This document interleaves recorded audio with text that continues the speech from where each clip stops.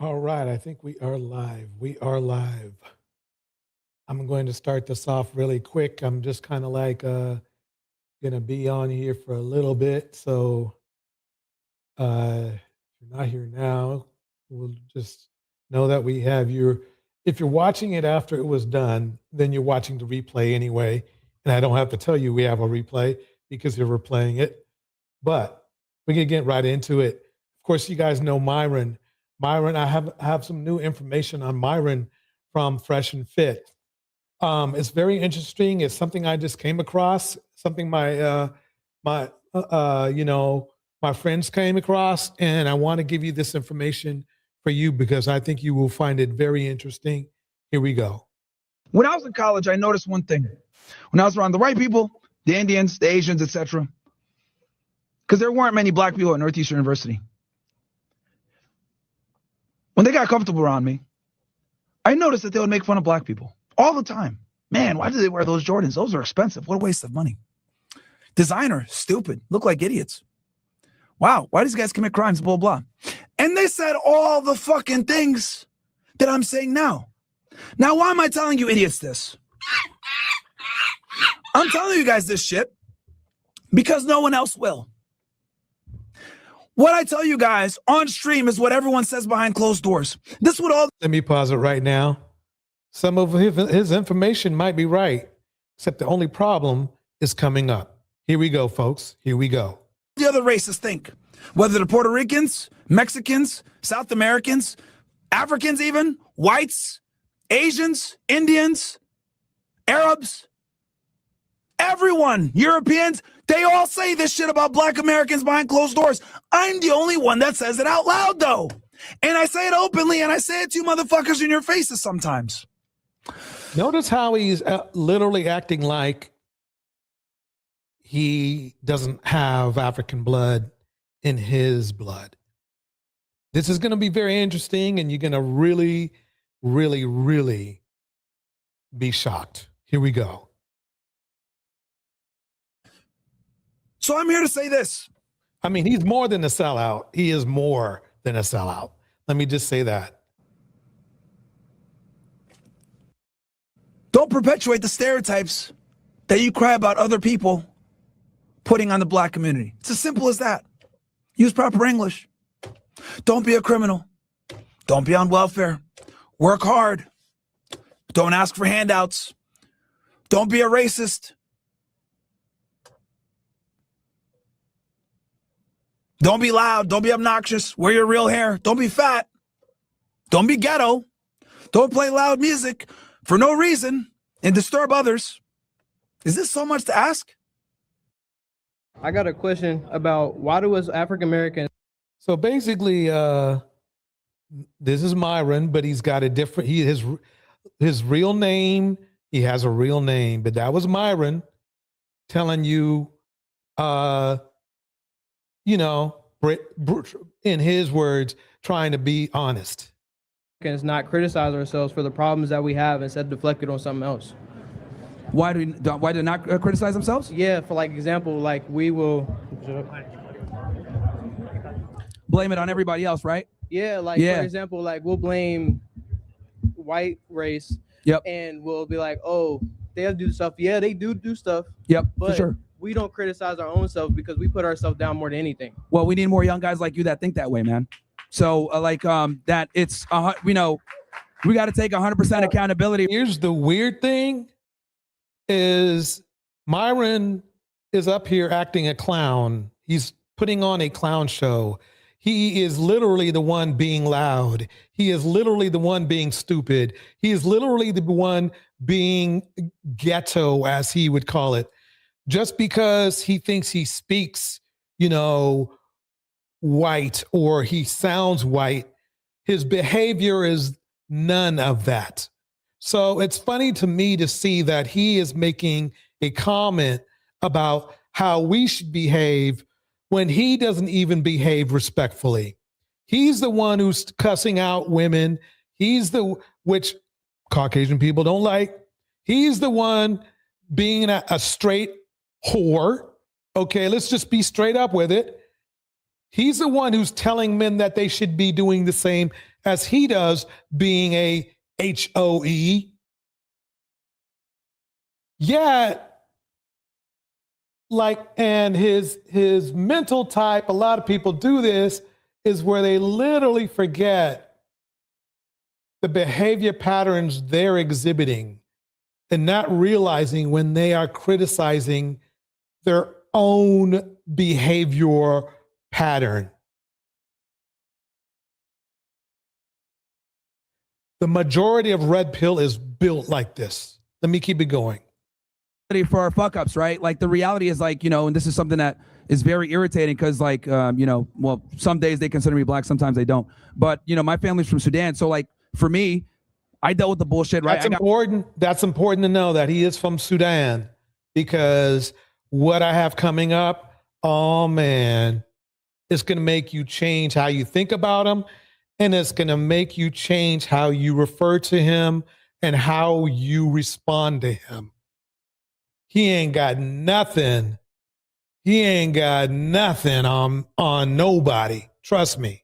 I got profiled before after 9/11. People thought I was a terrorist. And on the other hand, they're saying I'm a criminal. So I've been profiled before and I was able to overcome that. So whenever people come in and say, oh, well, racism, systemic racism, blah, blah, blah. I think in today's day and age, there's nothing that holds you back from success. And I think if we have more young black guys or like talking about this and saying like, dude, you're not a victim, you can fucking overcome, we'll be better off, man. And it's because the music, the culture, just a very victim mentality, man.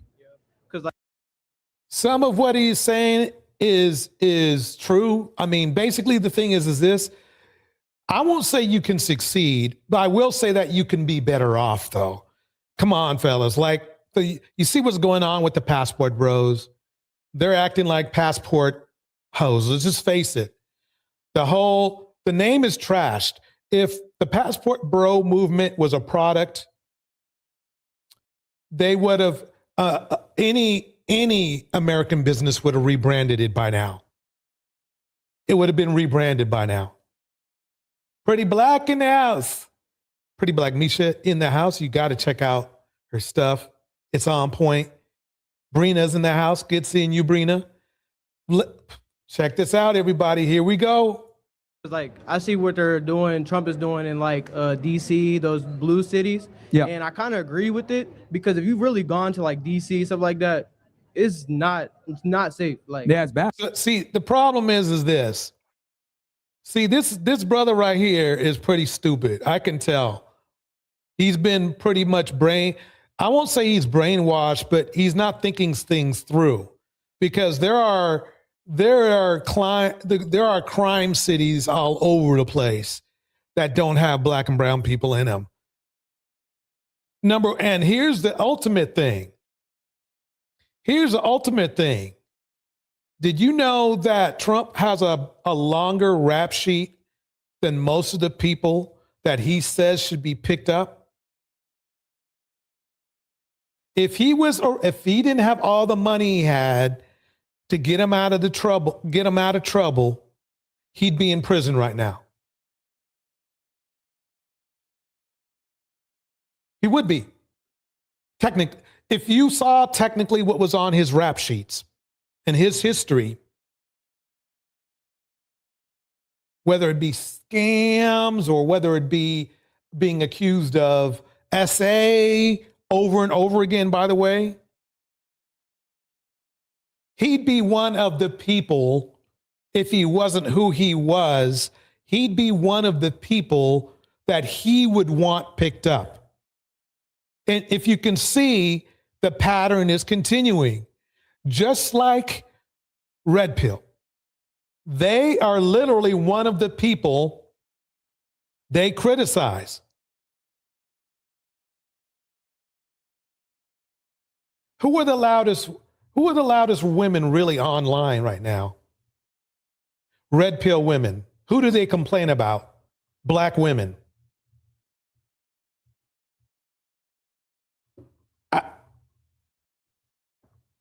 Men, red pill men. Who they complain about? Black women. They don't say nothing about Stefan. No, they don't talk about Stefan, do they? They don't talk about academics and his SA case, do they? No, they keep that shit shut, which shows you the lack of integrity they have. And that's why I do understand, believe it or not, having a place for black men to uplift black men is a great idea if they're uplifting black men, but they're not.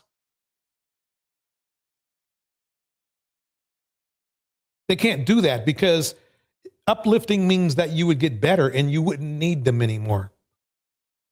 Let's keep it going. Here we go. It's not safe. Like, Yeah, it's bad. It's not very safe bad. at all. Chicago, DC, LA, like all Notice these. how he's complaining. Notice how he is complaining about Chicago, DC, and all those places. Keep it going. Here we go. Cities suck. Like it's extremely dangerous. You get mugged. So it's like that's kind of what's going on. Yeah. But thank you. No worries, bro. Oh, you ain't seen nothing yet. Check this out. Yeah, you ain't seen nothing yet. Remember, that was Myron using his American name. Now we're going to go ahead and use his real name. We're going to go ahead and use his real Why do you name. black people in here talking shit about me? Bro, this Sudanese! You niggas don't even know where Sudan is on a fucking map. You got the vocabulary Yeah, listen to him. of a third grader. You don't got a daddy. How your mama take welfare, but You you don't know where Sudan is. Sudan is a very important place and name tonight. And here's why. What you're about to hear is something very interesting coming from Amru Fuddle. And it's crazy that That's his name, his real name. Amru Fuddle. Amru Fuddle. That is his Sudanese name, as I guess you could call it. Here we go. across this because y'all just saw a video that I recently did about how he was going in on black people, talking about how black culture is one of Hennessy, weed, and crime, and all the other nonsense that he was talking about.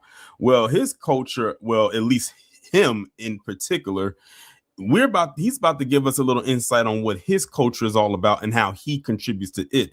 Because there was this interview that he did on this podcast, and he revealed something very interesting about his uncle and something that he was attached to called the Omar Bashir administration in the Sudan. This is going to be the real deal, y'all. You got to listen closely to this. This is crazy, but if you wanted to know the real deal about Amru, here you go. My uncle used to work for the Omar Bashir administration, which, you know, now he's in jail for fucking war crimes and shit like that. Oh, shit. But So he's talking shit about American people, and his own uncle is a war criminal. Let that sink in. and this is North Sudan. Sudan used to be one country before the Civil War, and it got split up, and that's a whole other conversation. Yeah. But long story short, anyone that had worked under the Bashir administration, they were looking to kill them. So he needed to get the fuck out the country. Yeah. And my parents didn't have the money to get him a flight to Qatar. So they hit me and they say, hey, we need $3,000 to get your uncle out. Yeah. You know what I mean? They're looking for him. They're going to kill him. Remember now his war criminal uncle. How many of you out there have war criminal uncles? He does, but he's talking shit about us. Here we go. Kill him. I was like, yeah, what the fuck? Of course. Just Yeah. whatever. You guys have my card. Buy him a ticket and get him the hell out of there. Could you imagine, like, had I not had that money? Bro. His blood. So basically, he aided and abetted a war criminal. I understand he didn't want his uncle to, to perish or whatever, or go to prison forever, whatever it is, right? Because he's probably embellishing a little bit. They're probably going to send him to prison forever and ever and ever, ever and ever and ever, right? Because, his uncle's a war criminal. So he literally is telling us he comes from a lineage of criminals, namely some of the worst criminals, which are war criminals. That let me put it up here because I don't want to get this young man. He does. He comes from a lineage of war criminals. He just said he did. Let's keep it going. Whatever. You guys have my card. Buy him a ticket and get him the hell out of there. Could you imagine, like, had I not had that money? Bro. His blood would be on my hands. No, justice would have prevailed, sir. So you all just heard that clip right there with the podcast, and he was sitting up there talking about his uncle who was attached to something called the Omar Bashir administration in the Sudan, and he basically said that his uncle was a war criminal, and if he did not have the funds to get out of Sudan and get to Qatar, then he most likely would have been dead. He said right now he's in jail, and he said his family hit him up and asked him, could he give $3,000 in order to get him out, in which he actually contributed to it. So basically what you just heard Amro Fuddle admit is that he aided with his uncle, who is a war criminal, basically have his life be spared. And the very least what happened was he just got captured and he got locked up. But Shout out to Deontay in the house. Shout out to Pretty Black Misha in the house. Brina West in the house. And everyone else in the clouds and in the chat. Here we go. what I decided to do is, because I had no idea what this Omar Bashir administration was, I decided to go and look up what it is. And let me tell you something right now. By the time I get done reading even just an ounce of what this thing was, you're going to be looking at Amro Fuddle in a whole different way than we are other than the disgusting way we've already been looking at him at. Let's put it this way. He's not going to have any room to talk about us after this. Yeah. Because we could use a lot of things against him already. But this right here might actually be the cherry on top of this interesting Sunday. So let me pause right there for a minute. Let me tell you, there are a lot of Amro Fuddles out there where they're trash, but they want to literally shame other people. I mean, they know they have a trash past. They know they might themselves be criminals. And we're going to be going over those people tonight. But somehow they want to criticize you. And I want to tell all the women out there that when it comes to the Black Manosphere, this is the same platform they use. Probably if you saw the records of the men, of the channel owners, and or the history of the channel owners, just like we know about Deontay's favorite guy, which is Dr. Umar, who we all saw come to light the way he treats his own kids and his own exes. The same thing happens all the time in Red Pill Town. And I know you guys are like, why are you always talking about Red Pill? Why are you talking about Red Pill? Because it's now an ideology. It's now just like bigotry, just like racism. It's another thorn in the, what would you call it? The fabric of America. In fact, for Black women, it's worse than racism, because at least racism, there's a little bit of segregation. So Black women don't have to worry about white men jumping over the fence trying to beat them up. That's what Black men do, which is really strange, because Amor Fado was trying to make that argument, and his motherfucking uncle is a war criminal. You can't make this shit up. So I went to ChatGPT and I asked this question: how bad was the Omar Bashir administration? And I simply asked that question because the way he was describing it, it had to be bad. And trust me, when I tell you it wasn't bad, it was worse. So let's get into what ChatGPT said. It says, short answer, the Omar al-Bashir administration was one of the most destructive and violent governments in modern African history, both in terms of mass human suffering and long-term state collapse. Remember now, this is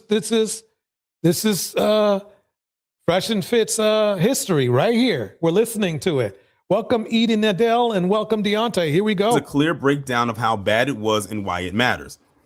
The first part reads, he ruled for 30 years through repression from 1989 to 2019.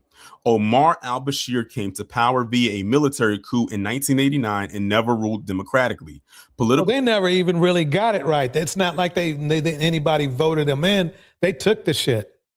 parties were banned, media was censored, opposition figures were jailed, tortured, or killed. Elections, when held, were widely considered rigged. Power was concentrated in the military, intelligence services, and Islamist elites. Sudan effectively became a security state where survival depended on loyalty to the regime. The second part reads Genocide on Mass Atrocities, Darfur. This is the part that places Bashir in the Global Hall of Infamy. Darfur, early 2000s, government armed and supported Janjaweed militias. You know what's painfully sad about it? Sudan is one of the most beautiful places in Africa. Don't get me wrong.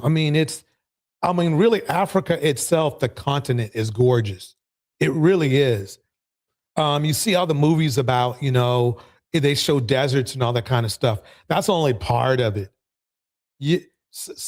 All of the best resources come from Africa.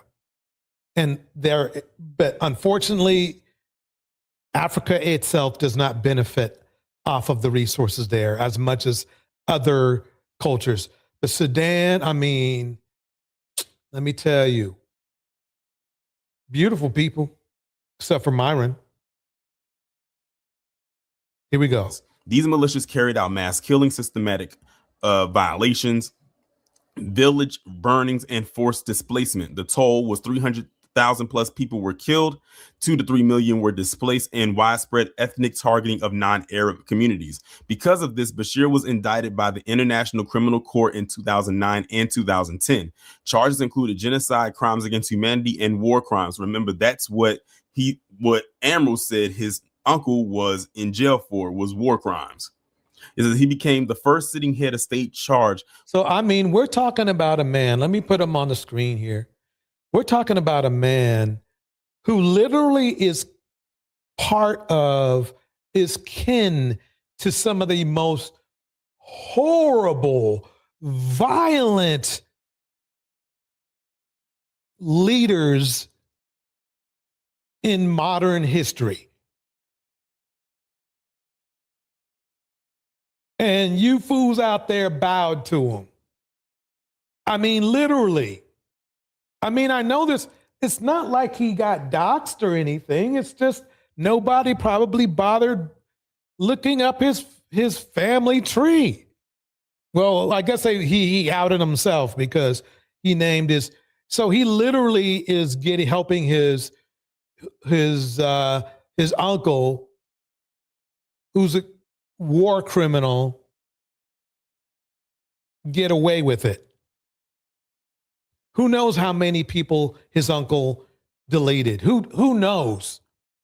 So you have to understand, this is where this dude is coming from. You're taking advice from a mofo who literally comes from a lineage just as bad as, the whole Heil thing. It's basically, that's what it is. They were modern day Grazi thing going on. And he's part of that. And you guys listen to his shit, hook, line, and sinker. Winter is coming, bro. Winter is coming. Here we go. Going. And yeah, like I said in the beginning, and probably how I'm gonna title this video, after revealing this, he has no room to talk about us. None. He cannot. So if he starts that ghetto rap, right, and starts talking about our women and shit, and the D-rugs and everything, just say, so tell me about your uncle. Just kind of bring it up like that. Tell me about your uncle. He's kind of famous, right? Yeah, tell me about your uncle, bro. No. I got it. And he's gonna try to do that BS things that sociopaths do, where they over talk you and stuff and everything like that. No. Let's get back to your uncle. Let's talk about him. So you gave him some money, right? That's so nice of you, sir. So What's up with your uncle? Why'd you have to give him the money? Let's go over that first, and then we'll get around to, we'll go from there. We'll unpeel the onion from that point. That's why a lot of these men, they will overtalk you because they shit worse. I've seen it. I've seen these dudes online talk smack, but you look at their docket and it ain't looking good.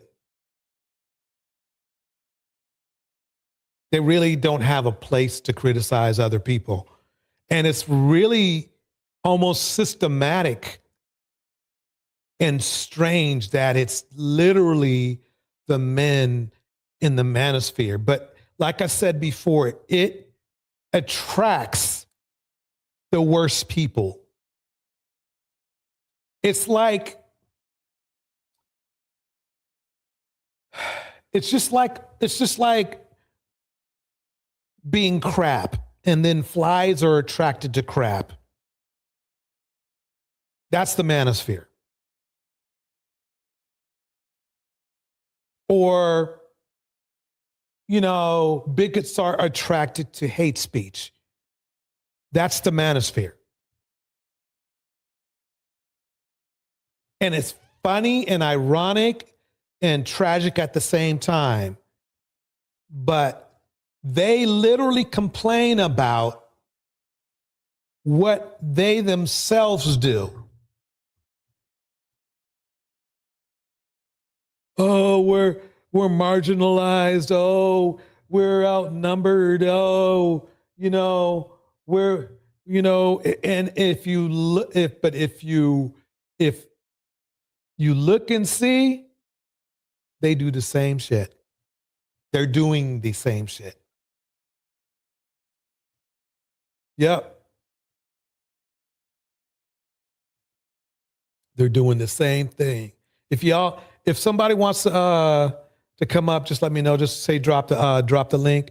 I'm gonna keep going here because I just wanted to make sure you knew I started the show off hot and telling you that Myron has a lineage of criminals of the worst sort is a good way to start.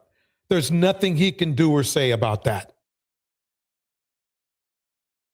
Your uncle is a war criminal. You just said it.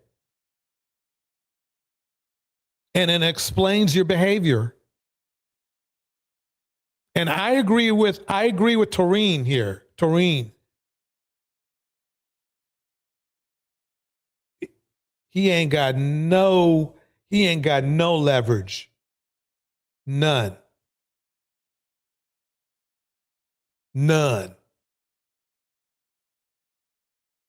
Here we go. This seduction subreddit is amazing. Go into this. I just bougie in the house. Laugh at the advice men give other Miss Alto, it's good seeing you. Men on how to get women. Listen to this. This is a trick. It says a trick I used to teach my students. But the very first sentence, devalue her in your mind. Devalue her in your mind. It's a game changer. All right, let's look at this game changer. When you've developed feelings for a girl who isn't responding in kind, rather than keep trying, simply devalue her in your mind. Think less of her. This is probably closer to the truth anyway. We have a way of exaggerating someone's qualities. Women are rarely as great as we think when we are infatuated. Devalue her. She's not that hot. If you want to approach a woman who is looking amazing, devalue her. Then see how easy it is to approach her. I used to imagine a girl who I wanted to approach had warts on her stomach or something similar. It's easy to approach a woman who in your mind you've devalued. What would really put you off a woman? Now imagine that this girl does that. You lose interest almost instantly. What is the purpose in approaching someone that you have lost interest in? What is the purpose in saying this? Like imagining her at her worst. And the craziest thing is they do devalue women. They do that with the whole negging situation. And they do this so that you try to prove your worth to them.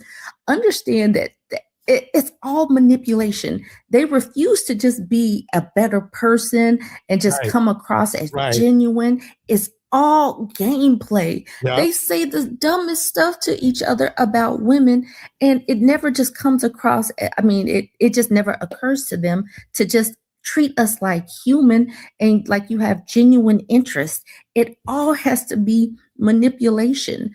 And it has to be manipulation. I'll tell you why. Most of the men that have the red pill ideology, because I'm not trying to call all men, but a large portion of them, and then obviously the peripheral men around them, they systematically do devalue women. They try to tell you this story about being fit, feminine, friendly, and submissive, or being more like this person or that person. But when they get those people, when they have an opportunity to be in a relationship with the women they claim they want, they still treat those women like garbage. Don't think, that they might have preferences, but don't think for 1 minute they treat those women any better. I need to make this clear. They do not treat those women any better. In fact, believe it or not, being more attractive, the more attractive you are, and the more you attract men that are not looking for themselves. Let's say you're an exotical or something, right? Let's say you're an exotical and you're not racially ambiguous.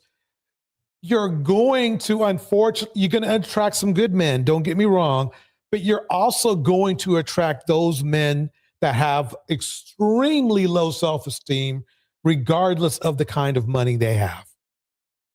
Because they are looking for somebody who doesn't look like them. And if you're an exotical, or i.e., what people may call a preference or something else like that, or if you stand out in some way, you are going to attract good men, and you can attract some really, really horrible men. Not generally appearance-wise or even money-wise, just mental-wise. Because they're looking for what they are not inside. And if you're gorgeous and they're ugly inside, guess what? It's exactly that. It's exactly that. Pretty Black says, I'm a preference, and these demons always bothering me. Facts. Yes, it is exactly that. So really, ladies, I tell you, ladies of color in general, light skin, dark skin, doesn't matter. Bottom line is this: you have to realize that there's some men that their self-esteem is so low that they will do anything. And a lot of it ain't good. So just remember that. Let's move forward. Thank you, Burb and Bougie. Let's go to this point. For the second time in 3 weeks, a Black man who I am a colleague to has sent me a joke about how soft and nurturing and coddling white women are, and how mean and harsh Black women are in relationships. And I'm gonna tell you right now, if you're a white woman, don't participate in that. it's not funny. They're testing to see what you're going to do, what you're going to say. It is absolutely disgusting that they even think that it's okay to send me that. And it's offensive to me that they believe I'm going to laugh at the expense of Black women. There's nothing funny about it. There are plenty of things that we can joke about, plenty of people that we can poke fun of. The last people who need to be the center of a joke are Black women. And additionally, this is a pattern I've seen over years of Black men married to Black women who form a friendship with white women, myself, and then start finding a way to put Black women down to get into the good graces of me. And that tells me everything I need to know about you as a man, you as a husband, you as your character, and not someone I want to be around, because I work very hard to be a safe space, to know better, do better. And the last thing I'm going to do is get involved in your fury. Yeah, and I've seen this happen before, and I've also seen it happen on Pop the Balloons, where the guy's on there and like, you know, there's a bunch of white women there that he wants to date and stuff. And the first thing he did, instead of ask them their names and where they were from and, you know, what to try to find a compatible match, the first thing he did was start disrespecting Black women to try to get in the good graces of white women. The problem is that the type of white women that want to date Black men, they have friends that are Black women that they respect. So what happens is these idiot dudes think they're getting in the good graces with white women, because remember now, these Black men are probably bigots themselves. So they think, oh, this is what white women want. They want us to disrespect Black women. They really think like that. They really do. These bigot dudes do. So what happens is that they start disrespecting their own women. And all it does is turn white women off too, in a different way than it does Black women, but just the same. The same results. The same results. Let me keep it going. Here we go. Would you ever leave if your man cheated on you? I said, girl, no. Why? She said, well, he cheated. I said, girl, no. That's a good man. I got a good man. Hey, man, just let her cook. Really, quite honestly, that's the funny thing that's out there right now, is that a man can be a good man, but he can cheat on you. That's weird, because really cheating on somebody is, you know, you're hurting somebody's feelings. And if you keep doing it, you're continually hurting that person's feelings, right? So how's that a good person? Do men deserve do high value men deserve the option to cheat? Ladies, do they deserve it? Can you tell me they deserve it? Can you say they deserve? Do high value men deserve the right to exercise options? You call it cheating. Do they deserve the right to exercise options?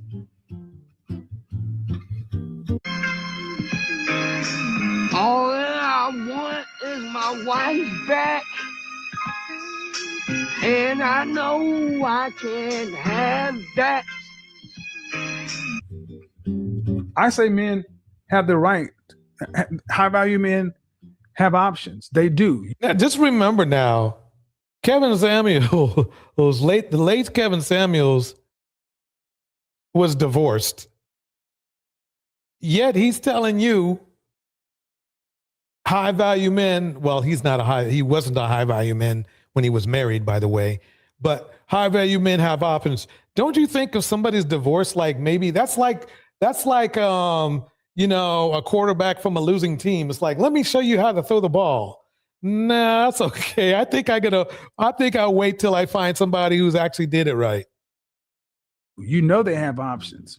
And if you don't like it, here are your things. Don't deal with them. I think the idea of being tied to one female forever exclusively would be basically torturous. I want a wife in regards to her being a wife to me, but I always want my freedom. I value my freedom, and I've worked too hard to have it taken away from me. I value sexual independence. 100%.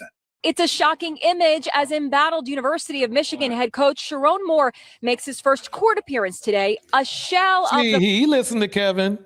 He listened to Kevin. Saron Moore lost what? At least what? $20 million listening to Kevin Samuels. Congratulations, sir. Football leader he once was.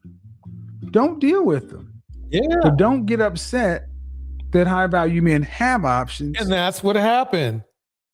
Sharon Moore, he checked out his options. Now he's in jail. And if they choose to exercise an option. Mr. Moore, could you state your name, please? He appeared from a narrow holding cell at the county jail in Ann Arbor. During the hearing, the prosecutor detailed the harrowing allegations that Moore broke into the home of his executive assistant, Paige Shiver. I say men have the right. High value men have options. They do. They have options. And if you don't like it, here are your things. Don't deal with them. Oh, look at these two. All right, come on. You're okay? Remember them? Both of them lost their jobs. Both lost really, really, really good jobs. They lost really good jobs exploring their options. Oh, what? Either they're having an affair or they're just very shy. I say men have the right. So, I guess my point is that if you haven't noticed, the Kevin Samuels theory is probably more likely to ruin relationships than make them happen. So why would you use it? So you can get what you want? These guys thought the same way. They said, I'm going to get what I want. I'm going to explore my options. Didn't work out too well. High value men have options. They do. They have options. And if you don't like it, here are your things. Don't deal with them. He came to her apartment, barged his way into that apartment, immediately then proceeded to a kitchen drawer, grabbed several butter knives and a pair of kitchen scissors. How do you grab a butter knife? And began to threaten his own life. All I want is my wife back. But in reality, I can't have that. If you're not going to show any discipline, if you're not going to show any respect, if you're not going to take that extra time you have and use it to be a better person or get a better job or educate yourself so you can get a better job instead of chasing box. I was a serial cheater. It would be crazy and blasphemous for me to get up here and say boom, boom, bam. And Shaq reflected on his mistake, saying that all his cheating led to his wife leaving and his kids going with her. So Shaq cheated, high value man, right? He explored his options. Shaq explored his options, and what happened? All I want is my wife back. I say men have the right. High value men have options. They do. They have options. And if you don't like it, here are your things. Don't deal with them. I say men have the right. High value men have options. They do. They have options. And if you don't like it, here are your things. Don't deal with it. Let's get into it. Let's get into more high value men who explored their options. How about Stephon Diggs? Stephon Diggs. Here's Stephon Diggs' beautiful baby mamas and kids. His first baby mama, her name is Tyler Marie. She has his 9-year-old daughter named Nova. Next, you have his baby mama, Kennedy. They share a 2-year-old daughter. Her name is Shiloh Diggs. He brought her on field during his season with the Houston Texans. Next, you have Lord Giselle. Him and Gigi have a 8-month-old daughter. Her name is Charlie Diggs. And next, you have his baby mama, Kay Benji. Kay Benji and Stephon share a 7-month-old daughter. At the moment, her name has not been publicly released. She made her appearance during Christmas. Next, you have Kiana Barber, aka KJ, aka Kiki. They share a baby boy together. His name has not been publicly released, but he was with his dad on Christmas as well. And last, you have Cardi B. Cardi B and Stephon Diggs share a son together as well, and she gave birth in November. See, what's funny to me is he was only with them on Christmas. That's the problem. See, the Manosphere doesn't want to straighten out men like Stephon Diggs because think about it. Stephon Diggs is what? Almost 30, right? They kind of got him early when he was only 20. Right? And straightened him out and said, hey, stop having, kids. Because he probably started early. He probably already had 1 or 2 kids by the time he was 20. Now he's in all this kind of trouble. He's in all sorts of trouble. Basically, I think they're going to let him play. They're going to let him play. They're going to let dude play. They're going to let all Stephon play, right? You guys, so let me pause. That's right. Oh man, let me tell you. I got them back to back, y'all. I got Cardi B's her other what? Dusty. This dude had a woman that I could safely say most men would do, a lot of men, I won't say most because I wouldn't, but a lot of men would desire, right?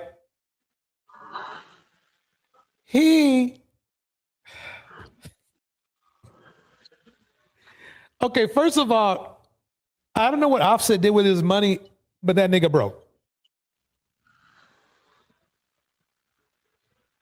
And I know he's broke because he had to borrow money from his hoe.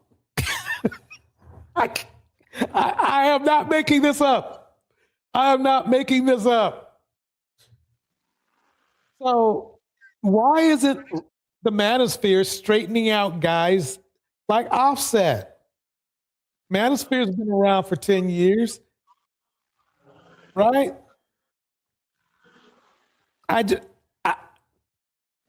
Deontay, you have any words for this man? hey, what's going on, DJ? Hey, just another Sunday night. Oh yeah. When I started, Offset was, sleeping with this girl. I don't know what's going on with her. I don't know if she's got the golden vagina that got rainbows and the gates of heaven in there to get all of these dudes to like be with her. And now she done took a picture with him sleeping, made fun of him. She claimed that she got a sex tape with him and he the one that was doing all the moaning. This is terrible, man. And yeah, Offset is broke. You know why he broke? Because he should have never left the Migos and went solo. Right? That's one. Two, by himself, making no money like this, all the best songs that he's got are with the Migos. His solo songs suck. So this guy needs Cardi, or he needs to get with Quavo since Takeoff is not here no more, the other Migos. In about 5 years, he's gonna be on Love and Hip Hop, making $30,000 a show. You know what I'm saying? Right. Like, I think that he's tail spinning right now. Well, he's definitely ain't making no music, and that's the funny thing is like, basically, it's about as humiliating as it can be because I remember when people were saying Migos, this was maybe 5 or 6 years ago, maybe a little bit longer, but they were like the shit. Their rap style was just like everybody was using it. I mean, don't get me wrong. I mean, I was never really a fan, but I've been around long enough to know, I've heard enough rappers to know when something is groundbreaking. You see what I'm saying?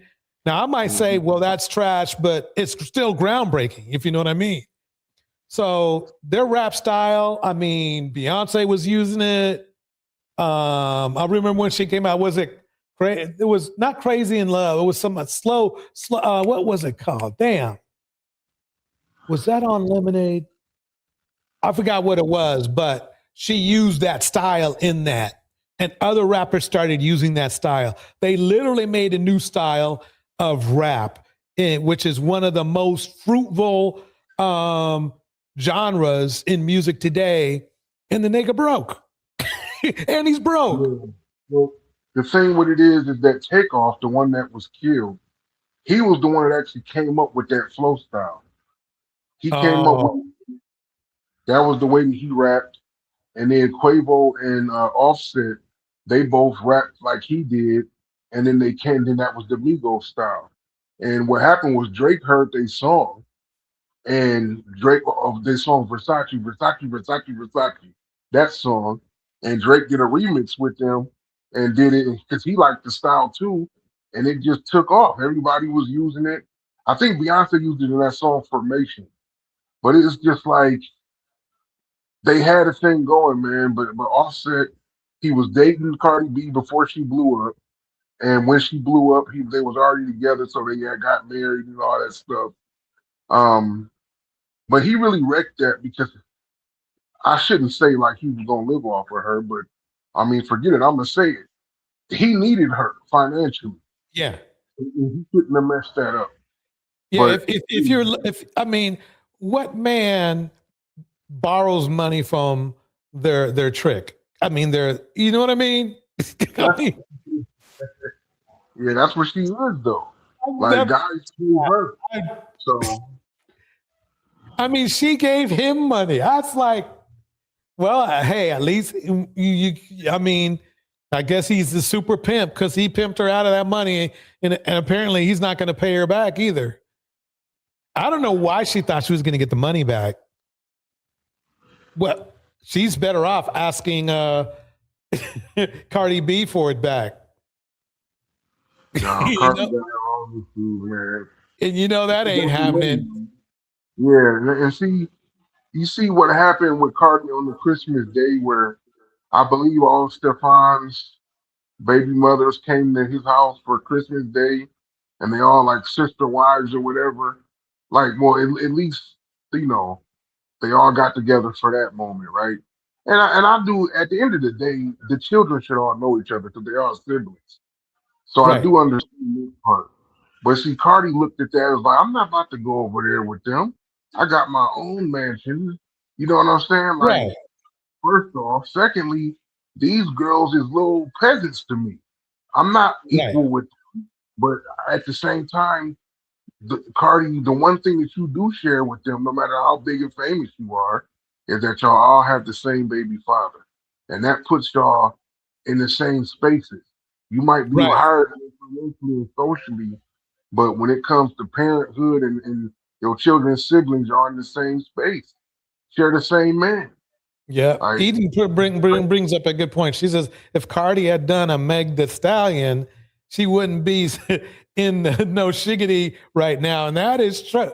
That is so true because the one thing that it's not about Megan, you know, getting with Clay. It's about her knowing she had to change, you know, the type of people she was around, and that's something to be happy about. And it's funny because you would have thought Cardi would have made that move first because Megan had been going through some shit, right? You know, getting lead in her foot, you know, in the wrong way. Not like back in the day that used to mean that you would drive fast, but not this way. But she was literally getting lead in her feet. And that can't be any more lower. I mean, literally, she almost lost her life. So for, you know, her to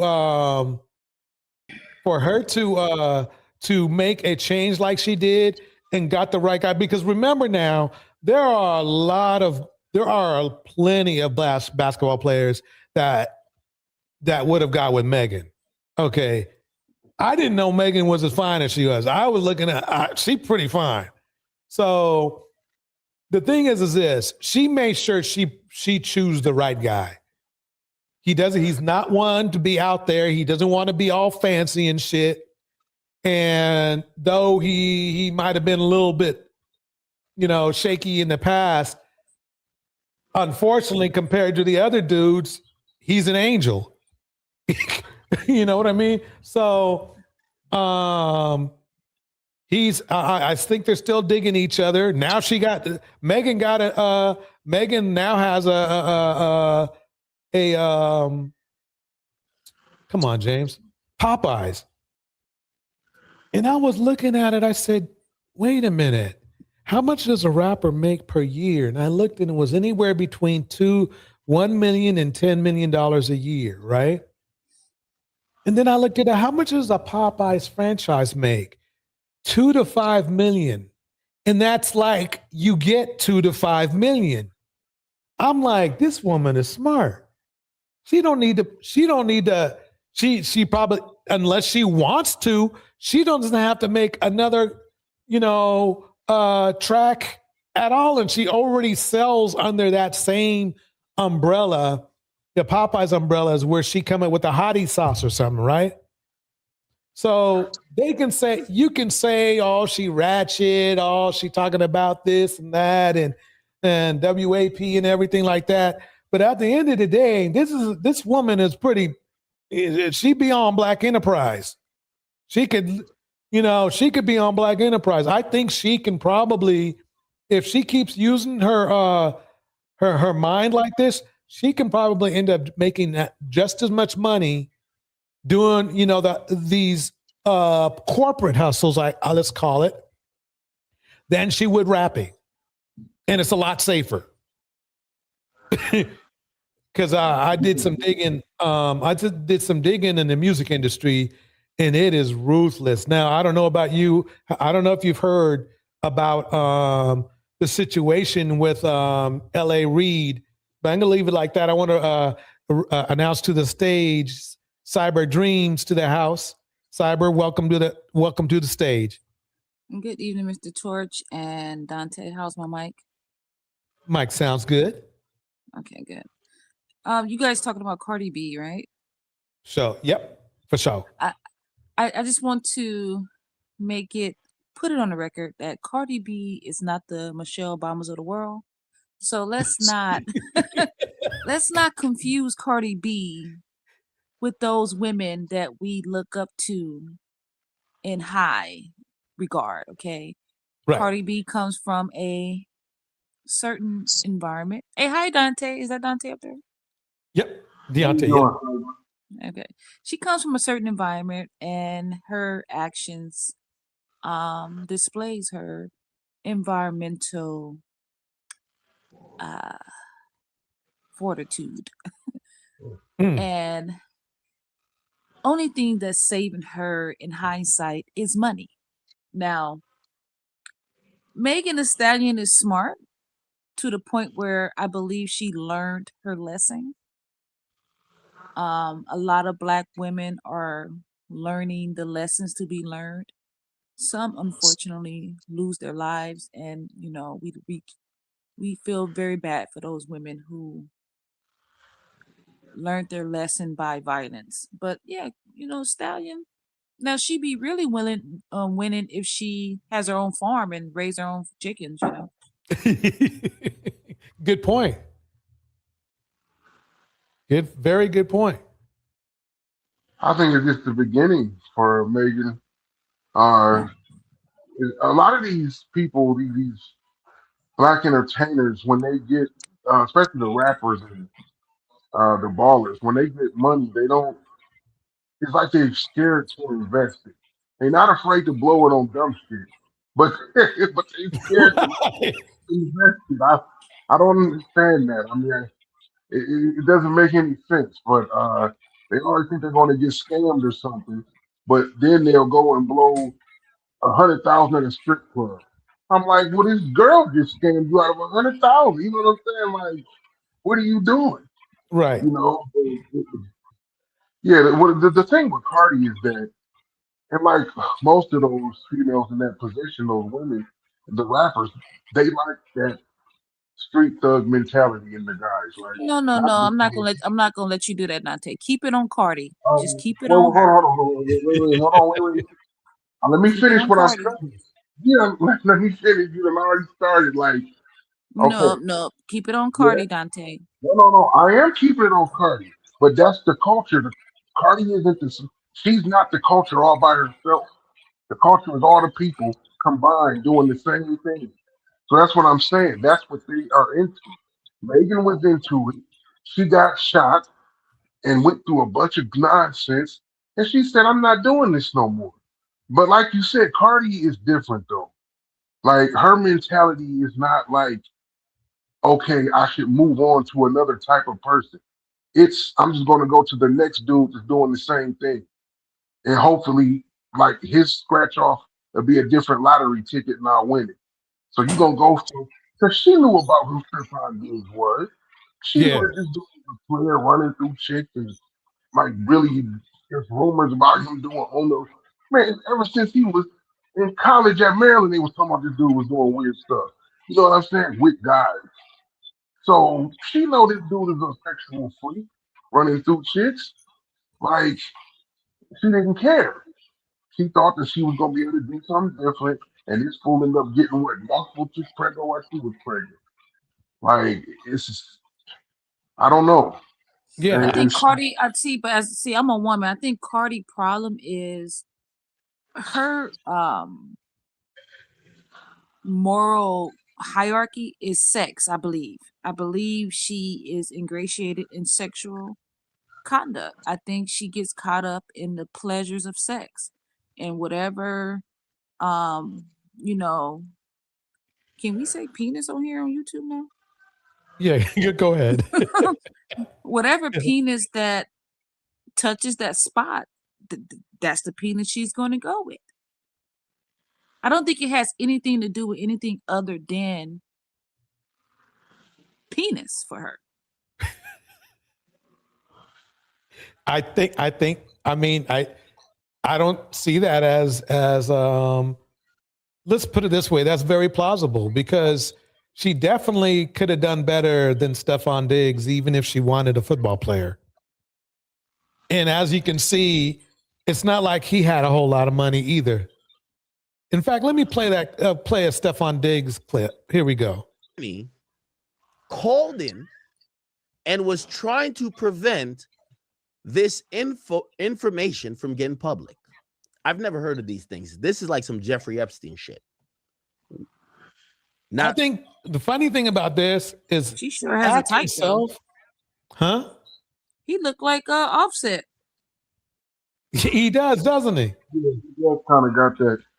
He just looked less grimy than Offset. If they said they were cousins, you would not blink. You would not go, oh, come on. You would say, yeah, they definitely could be. Is he from down south? I'm not sure where he's.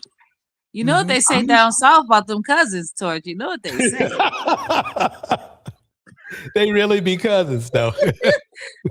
Kissing cousins. With the weird kid stuff. But with apparently, they wanted the court to suppress or seal the police report. That's odd. So the police report will be sealed. Why? That the media couldn't get a hold of it to report it, make it a big thing, that the league then has to have action and do something because the league claim they love women. So his attorney called in, but there was some reporters, like beat reporters. I believe I think it's around Massachusetts. This is in Massachusetts, I believe.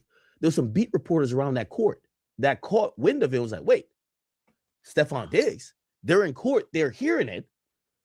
And because the judge is going to take inordinate circumstances for them to say, clear the courtroom, they realize, oh, that's a Patriots player that's involved in some shit before this was unreported. That's why this is spooky. Let me keep playing.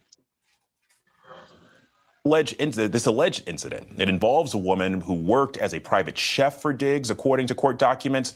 And she says that he tried to choke her earlier this month. What can you tell us about what's in that criminal complaint? Yes, Alex, the alleged victim told police that she was in a text exchange with Stephon Diggs about money. What is it about these dudes wanting to choke women these days? It's crazy to me. It's like I remember that young girl who was choked over there at the college, where and it's just like I mean, luckily she people were there and they saved her literally because he said I'm gonna delete you. But it's like, look, yep, Stephon Diggs ain't gonna. I mean, if he has any money, he's not gonna have much soon, because I'll tell you right now, the Patriots are cutting him loose. Because I'll tell you why, and you guys can chime in. I know. Did you see the BBL chef? We all know what's up. We all know what's up. She was cooking more than just meals. She lived with him. Yeah. And they're Hey, I know what it was, Torch. He was trying to force a plan B down her throat. So he was choking her out. I bet he was. I wouldn't be surprised. These men and their plan Bs. Gets them the plan C. They get to see the judge. Oh, plan C. Plan condoms. Yeah, Eden says that they like choking because it mimics some of their favorite. Yeah, you know something? Eden's got a point, because remember, that's why that's another reason why Shannon lost 150 million, because he was saying he was doing the choking stuff. I don't know if he said it, but it was in their conversation. He said something about, I'm going to choke you. Nah, And so they could just go to Germany and go into the red light district for that, right? basically, every freaky desire that you want in the whole world is right here in America, somewhere. Like, but the broken thing is, I don't really understand it either. Like, I know some ladies who are into that. Like, they like that, and I know guys that like doing it. And then when you get a guy that like doing it with a girl that like getting it done, it's a magical situation for them until they cooking the fried chicken or something, and he come home and he pissed and he start choking her over the stove. I mean, yeah, Dante. like that's crazy. Now, how do you know these people? Because I know them. Like, yeah. Well, I'm not the only person who knows. Well, maybe I'm the only person. I'm not the only person who knows people like that. All right. Plus, they're all over the place. They're but no, I mean, that choking thing could get out of hands though, because there's some woman on trial right now for her murder, for deletion, because the guy told her to do something and she did it. Yeah, it's weird though, man. Like you know, Torch, I would like to put somebody on a leash and walking them around like a dog. There's guys that are into that. And he go roof. Yeah, there are actually. You know, that could be found. Yeah. Yep. Let me play another track. Here we go. Your question is long as hell. You keep repeating it over and over, and you throw subtle shots at me. You're the oldest, and you're a man, like you say. It's not shots. It's the truth. It's facts. Didn't cut her off. Let him finish. Like you're you're very Harry patient when you were speaking, so please don't interject. He's going to answer your question. Listen, are you going to listen, or They're just sitting there being assholes the whole time? You made me listen to that long-winded ass question. Wait, stop it, Torx. Why is he surrounded by preferences and the two dark skins are alienated to the side? Like, why is that? Because he hates himself. Hold on, I'm That's sorry. Tommy. What did you call them? I didn't even hear that. You said what? What was that? Preferences? You said preference, like the word. What are they? Asian?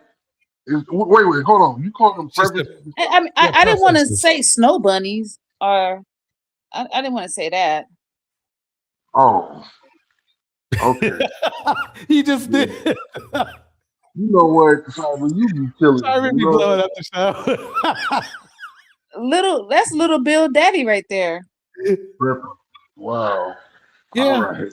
That's the funny thing is I'm gonna this go on is mute. one of those other examples I have where some red pill dude is talking down on women, criticizing women, and he is straight up hoe, literally. I mean, he was a porn star. So Who, this guy on the screen? Yes. No way. Yeah. I won't say he was very good or not but he said he did it, so I trust that he did. Some other people said he did it too. Oh, he And did it. He did? I never seen that. Don't worry, but Dante, are you sure? Are you sure? oh, my brother looked it up because he was in a Tommy Sotomayor, wherever thing is, real hard. And I said, "Dude, I heard that he did do Oh, something Tommy like that. Sodomite. Who said that? Tommy. I can't pronounce his name. Sotomayor. That sounds like a, I don't know. That is Yeah. black man. I don't know. No, but look, I mean, he's horrible looking. He fits the whole thing. He's horrible looking. He doesn't like himself.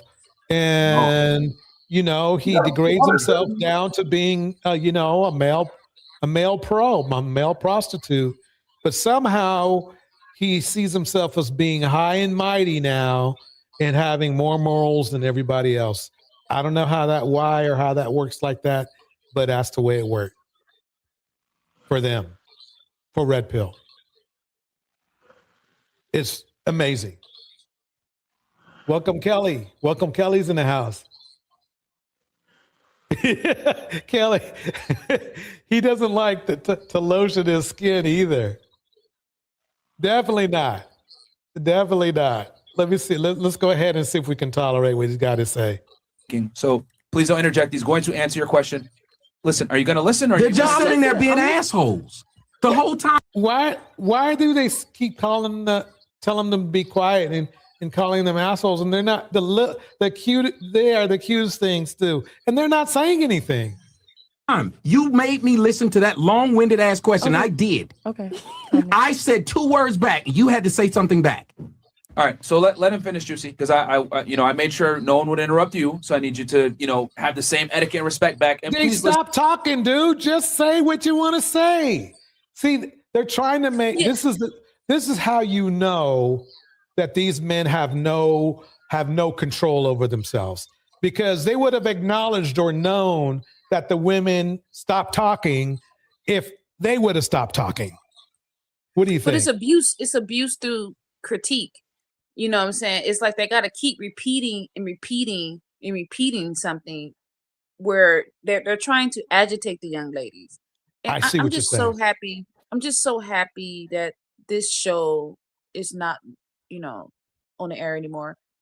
Yeah. I agree. So it's abuse through critique. Because say me and you get into it and you say, well, stop talking, and I stop talking. And then you start to narrate why you told me to stop talking. Good point. Good point. That's abuse Very through critique. Right. In other words, beating a dead horse, really, for real. Pretty much. Uh-oh. Dante left? He'll be back. His phone, he probably had to get off for a minute. Probably got a phone call. Here we go. listen to understand versus listening to hear. Understand. Okay, thank you. Go ahead. The person went out of their way to say, you're the oldest person here. You're a man like you say you are. Well, if you're listening to And this now show, he's still ruminating on that. I mean, she asked you a question. I mean, I see what you're saying now, Cyber, because he should have just moved on. He said they said what they needed to say. They got it out of the way, and he's still ruminating over it. I thought it was a loop. I thought they were looping it over again. Well, no, it's him ruminating. But this is a tactic that I see throughout YouTube from these type of males on all types of panels. This is a tactic they use to show intelligence without saying anything. show, and anybody listen, you rewind it back to the part where I talked about how much of a man I am, because I didn't. because I don't talk like them. I don't have to go around and big myself up talking about I'm a king and all this. So I didn't. So you made up a statement that I said with your childish person on the bench with you that can't stop laughing. So you sit there and you said things about me that I did. Yeah, I mean, because right now it's like, okay, they're quiet. They're listening. She stopped asking the question probably about 30 minutes ago, and you're still whining about what she said 30 minutes ago. And this is why these men don't do well with educated Black women. You know, I'm a college dropout, and I was able to understand what he's doing. These women, I doubt that, you know, I'm not trying to bash the women, but come on, you know who they choose are chosen to come on these shows. Right. I didn't say about myself, but held me to that standard that you felt I should have been held to. But you didn't ask me how I felt about myself, where I felt about my age. And I don't remember reading a book that said at the age of 46, I should now not be offended at someone standing up over me who's about 170 pounds, 5'9" or 10, waving a microphone. That's a weapon. What does that mean? I'm sorry. Well, I mean, she's not waving the mic. See, he's making up shit. He's literally looking for a fight. And then he wants his feelings validated. You didn't ask about how I felt about being a man. These women, this is what I see on the panels. Like, these men think that you're not supposed to analyze the words that are coming out of their mouth. It's like we're supposed to read their intent behind the words. Right. It doesn't make sense to me. I'll play a little bit more, but he's getting on my nerves. Sorry, I didn't act the way you felt I should have. But I wonder why you won't say to yourself, since a man of my age is supposed to act this way, why is it that women, especially Black ones, it seems And it's like funny because I've heard him diss 30 women for being 35. So You see, they bait you in. This is like a hook and bait and sinker. He baited them in so he can start bashing them now. Right. Other races of women, the women tell other women how to act like women. Black women love to tell Black men how to act like men. So unless apparently you got a penis somewhere around. Wait a minute. Didn't Tommy spend all the time, his time and effort telling women how to act like women? I just wish they were taking notes. See, sometimes when you don't have the intellect fortitude to survive these type of circular conversations, it's best to take notes. Yeah. Maybe you shouldn't start telling men how to be men. You had an opportunity right now to tell a woman how to be a woman, but you refuse to take that option. You keep wanting to tell a man how to be a man. But what she could have done is simply said, as a woman, she should have realized this man could whoop her ass. He older and he might be taking. Now he's getting all violent now.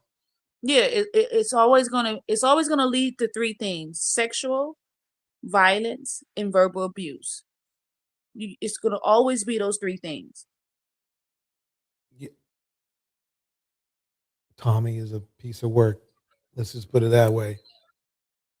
And here's more. She said it's called contempt in certain psychological circles. Saying we have a dominant culture, while just last week you wanted to shame the fact that I had a blonde wig on my head. Our woman is so lost that she imitates the racial features of another group. It's really an embarrassment, and that's why we have to get you guys under control. What people do when they're typically xenophobic is oh, you're the nice ones. But as soon as somebody makes me upset, I'm going to throw out every single xenophobic trope there is to throw out in order to offend you. I'm asking a word that you used. I'm just asking you to define it so we can make sure we're having the same conversation. You can define it for yourself. I see. So this is the immaturity. And this is no. See, the funny thing is that this guy who's, I believe, a son of a pimp, he claims that he's really respectful to women or to women or whatever, everything like that. But every time he gets in front of one, he starts to disrespect. And I remember seeing a live stream of him literally trying to suck Andrew Tate's D. I mean, literally waiting outside of Andrew Tate's gated. This was before Andrew Tate was indicted on child shit, if you know what I mean. So this guy right here literally was on his knees begging to see a man who eventually was in so much trouble for trafficking that he needs to insult this young lady whose name fits, pretty intellectual. It's almost like these men get incensed when an intelligent woman catches them. That's weird to me. Angela Reddick's in the house. So let me play a little bit more. This is the unruly nature. Oh, you ain't know what that was? Oh, that doo-doo, man. Yeah, I find it interesting because it seems to be that we are. Notice how these men, including Tommy Sotomize, have this feminine overtone when they talk. This guy right here too. They look like they should be talking masculine, but if you notice the way they say words and the way the timbre they use, they sound like very feminine dudes to me. Listen. Attacking the man's origin and lineage instead of being a little bit more open-minded. I think we're being kind of intellectually dishonest. I definitely appreciate Kiana's response because I think that it was probably the most balanced and sound. And this is why I say I believe we're being intellectually dishonest. Worldview was a good definition, in my opinion, because there's probably no place where people derive from a certain, a region of the world, that when they're perceiving the world, their culture is the dictator of how they see the world. We talk about, from an American perspective, that media, because we have such a media eye, and I talked about this the last time, that is a part of American culture. But this is the only country that is built the way it's built. It has a subset of people deriving from all different parts of the world. And we get to blend, perspective, personas, and different things alike. But when we talk about us as a group, Americans struggle, Black Americans struggle to be able to convey what is our culture. Language is a part of culture. Garb is not necessarily, you don't have a trademark on garb because cotton is cotton, jeans are jeans, suits are suits. And so this is where I found this particular interview to be interesting, because he was giving his perspective. And what I've heard from just a few people is the fact that he's African seems to aggravate people. And I'm not sure why, because I believe that the fact that he does come from a different region of the world, it gives him a different outlook from outside of what we typically see. So we're going to have this conversation. I would like it to be hopefully a little bit more honest, moving forward. And I'll land. Anybody like to respond? Go ahead, son. And then Pretty. These men, they confuse you in their narratives, right? So let's define intellectual dishonesty, right? All of that means is that you are using words in a form that doesn't belong. Right. In confusing. Like if I use, how can I good example? If I say, oh, you're being disingenuous, Torch, because you're not letting me talk. You're right. That means I'm saying that you are. That probably wasn't a good example. It's like they perform intelligence more than being intelligent. Right. I see what you're saying. They're basically acting like they're intelligent, but they're really not conveying or saying anything intelligent. At least that has to do with the topic at hand. Because when he said about culture and language, okay, American Black speak what? You see what I'm saying? Mm-hmm. So we speak the English dialect. So you can cut language out of your definition of culture.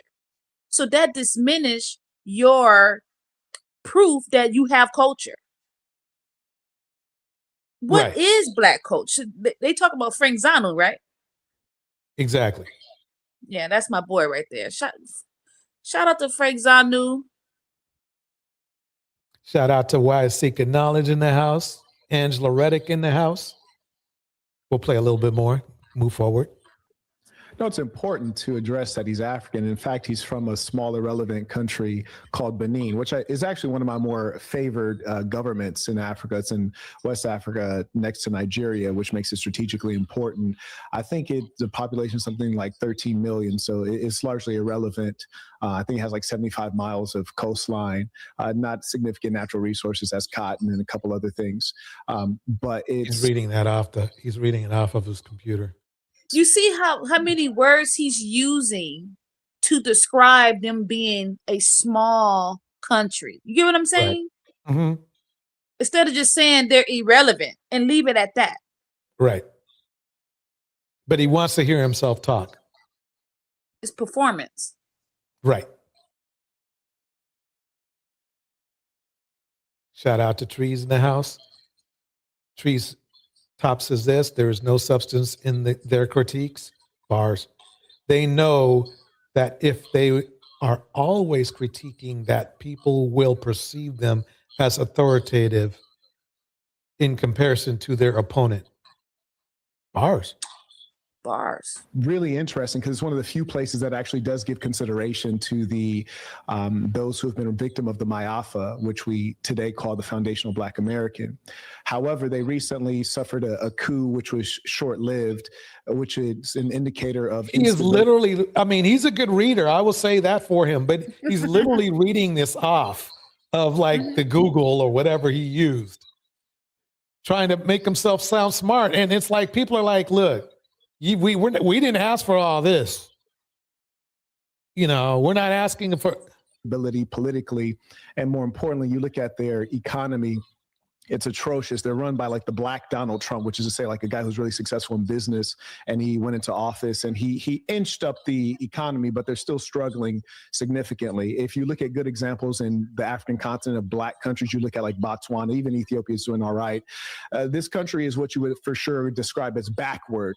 And it's important. You know what's funny is that the way this is thing, I thought we were going to go over this woman's hair because it says your hair is fake, woman crash out on live being called out. And I guess they already did it, but she didn't crash out.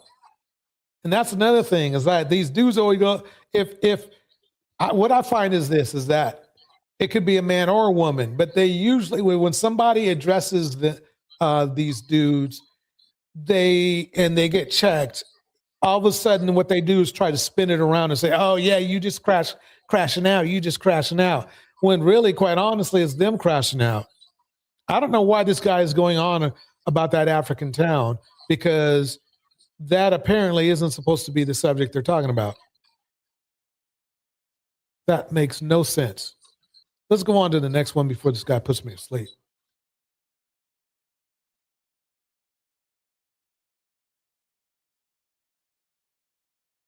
And they talk about the, he said something that stood out. He said, Black women try to look like European oppressors. That's what he said in layman terms. Why is he wearing European suit then? Right. Bars. Exactly. And your European watch. I mean, we have our own styles. I mean, we have African dashikis. Some of them look quite cool, by the way.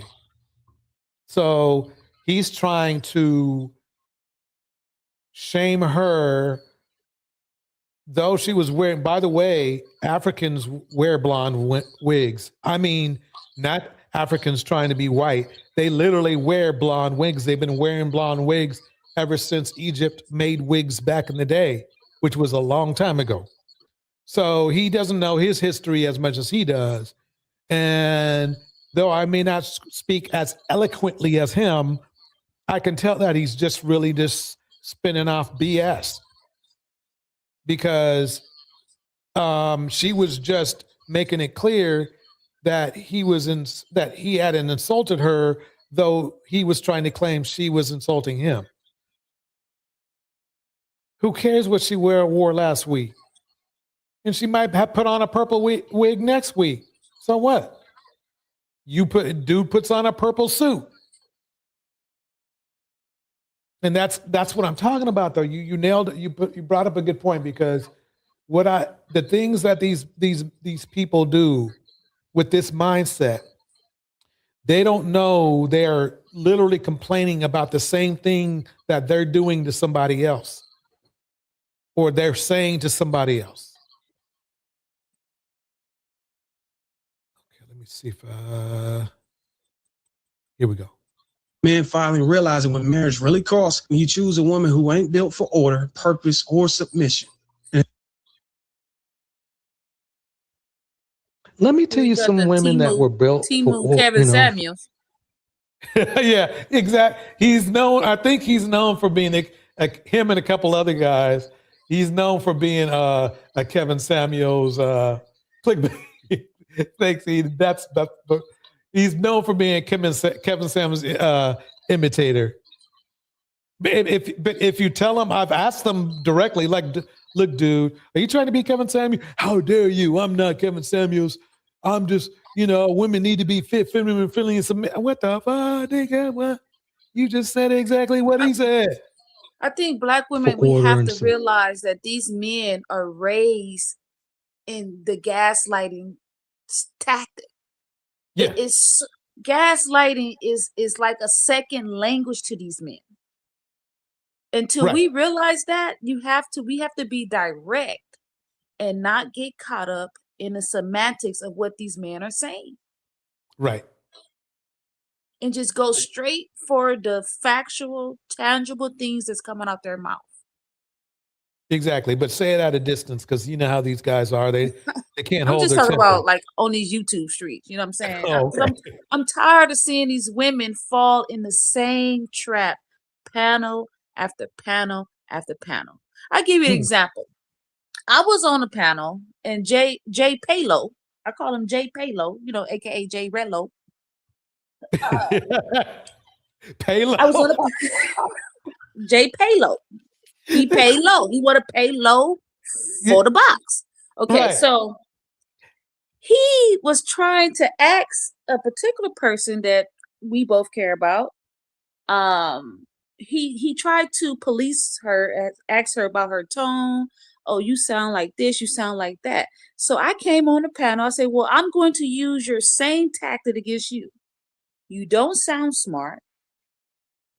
You don't, you sound as if you read below whatever. Right. What else did I say to that guy? And he could not let me finish. Oh no, you couldn't, because it was see, what you were lining up was going to hit, and he couldn't let that happen. That's what he was trying to. You know what I mean? What you were putting together, the bomb you were dropping, he had to interrupt you, because if it hit, he would have looked really, really stupid, and it probably hit anyway. But that was his attempt. That was his attempt not to look stupid. But I don't want to derail the show, so I'm gonna go and. Gotcha. Why Seeking Knowledge says this. This guy is so soft, pretending to be amongst the ranking of most educated of this country, of whom he is actually in competition with. The kings of deflection, bars. Eden says hypocrisy is good marketing. That is bars as well. And Angela says, those red pill Black dudes are jealous and resentful of the success and progress of Black women. Absolutely. Because they don't want to compete against, other races of men. That's too hard. That's too, they might be able to put up a good fight, but they don't want to do that. So they try to, I guess, punch down, as we would call it. Submission and all that kind of stuff. And then I'm going to tell you the results they had, sir. Let me just break it down like this. Do you remember Riri? I mean, she's partially Black, right? What were her, sir? What were her results? I'm listening. What were Riri's results? Oh, ASAP cheating on her repeatedly, yeah, that submission shit really worked out for her. And everybody thinks she's fine and beautiful and friendly and feminine. WTVA 9 News begins now with breaking news. George, I got a question for you. If he's eligible for the death penalty, the district attorney's office is going to go for the death penalty. There's some cases. Okay, go ahead. Where did submission come from? Because I don't. Is that in Genesis? Because I didn't read. It said submission. I've seen it in slave books. I've seen it there. It might be in the New Testament. Wives. Yeah. Is it honor or submit? Is the word honored or submit? I'm trying to think. Let me spin this. If it comes up, let me know. Here we go. Breaking news. Really looked at. If he's eligible for the death penalty, the district attorney's office is going to go for the death penalty. There's some cases just that they've got to get the worst punishment. They've got to get the worst punishment. Heartbreak in Clay County tonight. 6 people murdered, 3 different crime scenes. A family executed in cold blood by one of their own. And here's the problem I have.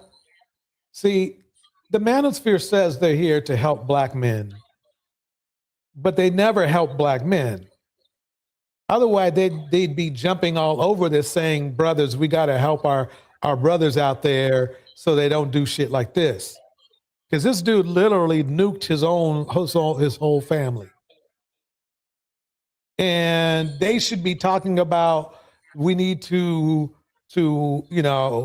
talk about this guy so nobody else here in our group will do this. But they're not doing that.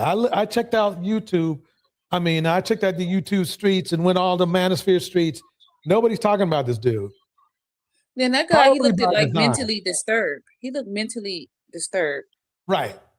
So I'll ask you as you being a man, what do you think is causing the mental distortion in the collective of black men in this modern time? What is the cause?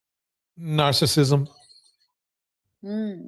I believe that what happens is that a lot of times they try to blame, the black women who raised them, but really, quite honestly, when you think about it, black women stop raising their sons and lose out to really peer pressure, in my opinion. Growing up as a young man, really, quite honestly, there's not much a woman can do for a young boy, and for most, I should say, when the young boy or the young man succumbs to peer pressure. And what I mean is, like, instead of like being, quiet or being, just in the books and all that kind of stuff, they want to do what their other friends are doing. The problem is all their other friends are doing, negative shit. And so I believe what happens is that they try to say black mothers are raising sons, but really at about the age of 12, 13, it's really like, especially when unless they're homeschooled, it's over with. Hip hop culture is too alluring. Street culture is too alluring, and it grabs these guys and they never let go. And it's funny because you would think that these men, go home to stereotypical,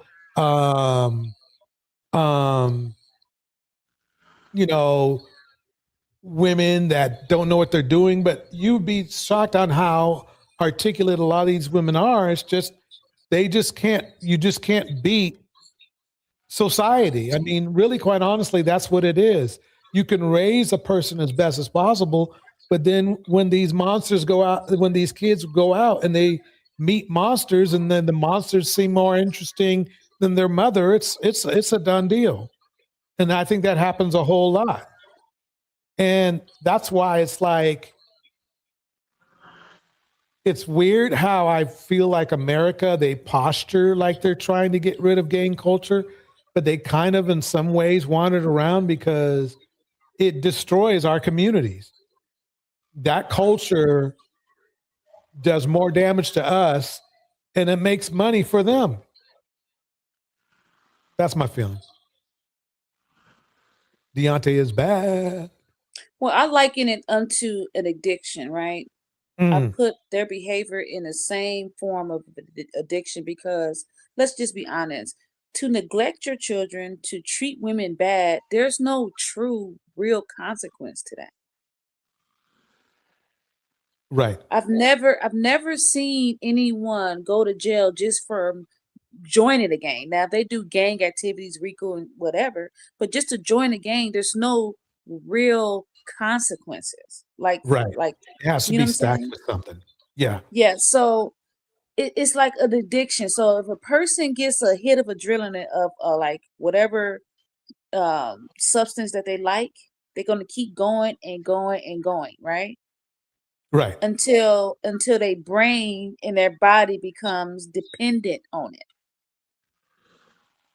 Bars. So this mental illness is something that they are dependent on it to go day to day to feel like men, to participate in patriarchy and until they snap like this guy who did this to his family. And I digress.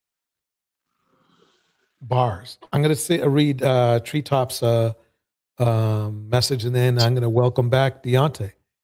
Treetop says this: well, we also can't ignore the lack of a different narrative.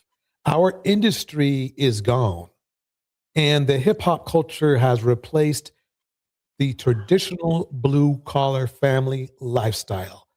That's due to the rich mostly. Bars. That's bars. Deontay, do you want to chime in? Yes. Sorry about that. I had to take a phone call real quick. Yeah, that's exactly what I told Cyber, that you had to take a call. Oh yeah. It was his dominant calling him.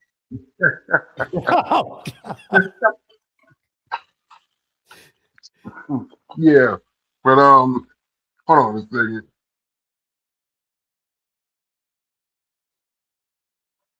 Okay, sorry about that. But yes, now what Cyber was saying about the addiction to it, not the addiction part. What did you say? You said the continuation of the No, I asked patriarchy. a question.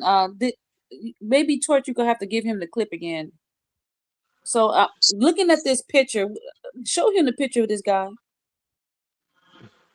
The crazy guy. Yeah. So I looked at that picture and all I seen was mental distortion, right? So I asked Torch, why do you think the collective of Black men are suffering from this mental illness look like? And so you heard Torch's narrative, then you heard Oh, my okay. own. Now this guy killed 6 of his own family members, right? Yes. Okay. Now, if there's a mental illness that's causing this is the extreme end of it, because that's not something that happens on the daily. But I couldn't tell you what happened with this guy. Most likely he does have some kind of mental issue, and I'm not sure if we can stuff like this. I don't know if we can just blame it on one thing. Like I go more toward what DJ was saying. Like the society takes over. I think a lot of people in our society, most of us, are so desensitized to things that it doesn't affect all of us the same way. But guys like him, they'll take it to the next level. We see so much violence in TV shows, cartoons, video games. Then we get older and we see it in movies and everything. It's all around us. And then if this guy grew up in the streets and was in the gang activities and he's seen it up close and probably did some of it before. I don't know what the story is behind it, so I really can't comment on it beyond that, like just generally. Yeah, I'm just saying, like looking at this picture, what do you see? He looked like somebody that's lost it, that's alone, that just he looked like he just got nobody in the world. I don't know. He just looks the complete opposite of what life should look like. You know. So that's why I asked Torch, what do you think is causing this in black males in this time? Because he's among millions. Yeah, but that's what I mean. We can't compare all black males to what this guy has done. Like, that's extremely off the chain, killing 6 of your family members for whatever reason. I mean, I don't know why he did it. You know, it really don't matter why he did it unless they was all attacking him, which I'm sure that's not why he did it. I don't know. So Dante, what's more extreme? One family member or 6? It takes 6 or just one? Well, I would have to say 6 now, because if you like, let's say you have an argument, you see 2 men arguing with each other, they brothers, cousins, whatever, and one pull out the gun and shoot the one. Obviously, that's terrible. But he didn't say, "Fuck it, let me kill the rest of the family while I'm at it." I don't know what made this dude do that. You know what I'm saying? Like, hell, he probably don't know. Look at him. His mind looks like it's just blanks. You know what I'm saying? Like there's nothing in there. Let's check out this guy right here. Here we go. Hello? Hey, what's up? Okay, I can hear you great. He got the same look as the guy. Step to another round real quick. Hold on. Maybe. Can you hear me? Yes. What's your name, sir? I'm here. I just really want to get on and tell you, I watch your show all the time. You do a wonderful job connecting. That's really all I wanted to say. I'm actually in the hospital right now, taking care of my son. I just came from Georgia to Tucson, Arizona. My son's on life support and shit. So, yeah, I'm actually at the hospital right now. Wait. So his son is on life support, but he's trying to find a date. I could be, I could be super nice and say maybe he just wanted to take his, mind off of a very stressful situation. I just would think that, I don't know, maybe there's something better he could have been doing. I'm just being super nice tonight, though. Yeah, but CJ, I'll tell you, the Kendra G show is actually one of the internet, like, how can I call it, an entertainment that I do watch. And I noticed that every once in a while, but more times than often now, still get people, men and women, who will call in like this, where it's a dating show, but they call in to like talk about their mental issues and whatever's bad going on in their life. And I'm like, y'all not here to find it. Y'all just want to get online and just spew whatever's going on. Like, why would you call it? It's a dating show. Right. Why would you call in? Your son is on life support and you in the hospital. What are you looking for? Like, you looking for a woman? What the hell are you doing? Yeah, that's mental illness. It's true, because think about it. Think about it. I mean, maybe he's trying. I've seen guys use the weirdest things for attractors, as they call it.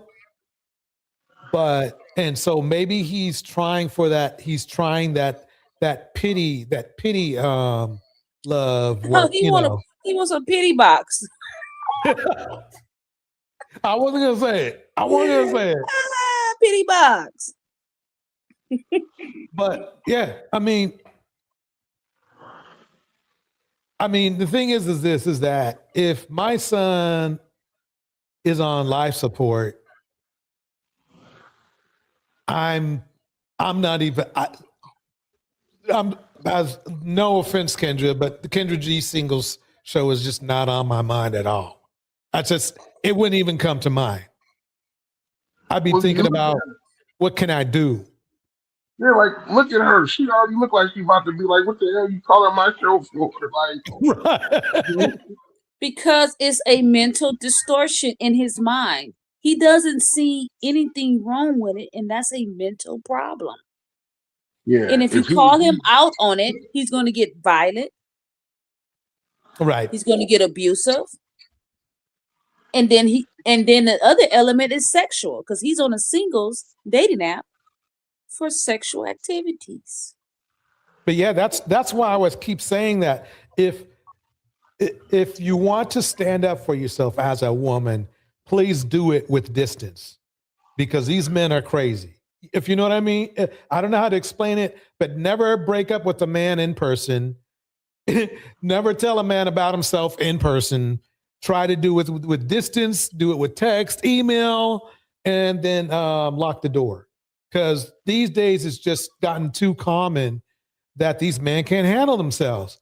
And I'm not saying they don't feel guilty after they do what they do, but the problem is that doesn't help you any, if you know what I mean. And they can't handle it. They cannot handle the truth sometimes. Like some men, they've made themselves up to be winners when they're far from that. And if you try to tell them the truth, even though you're doing it to help them, and they could even know you're doing it to help them, but for some reason it just pops, just like that guy who just deleted six of his family members. They're all this. He literally targeted his own family members.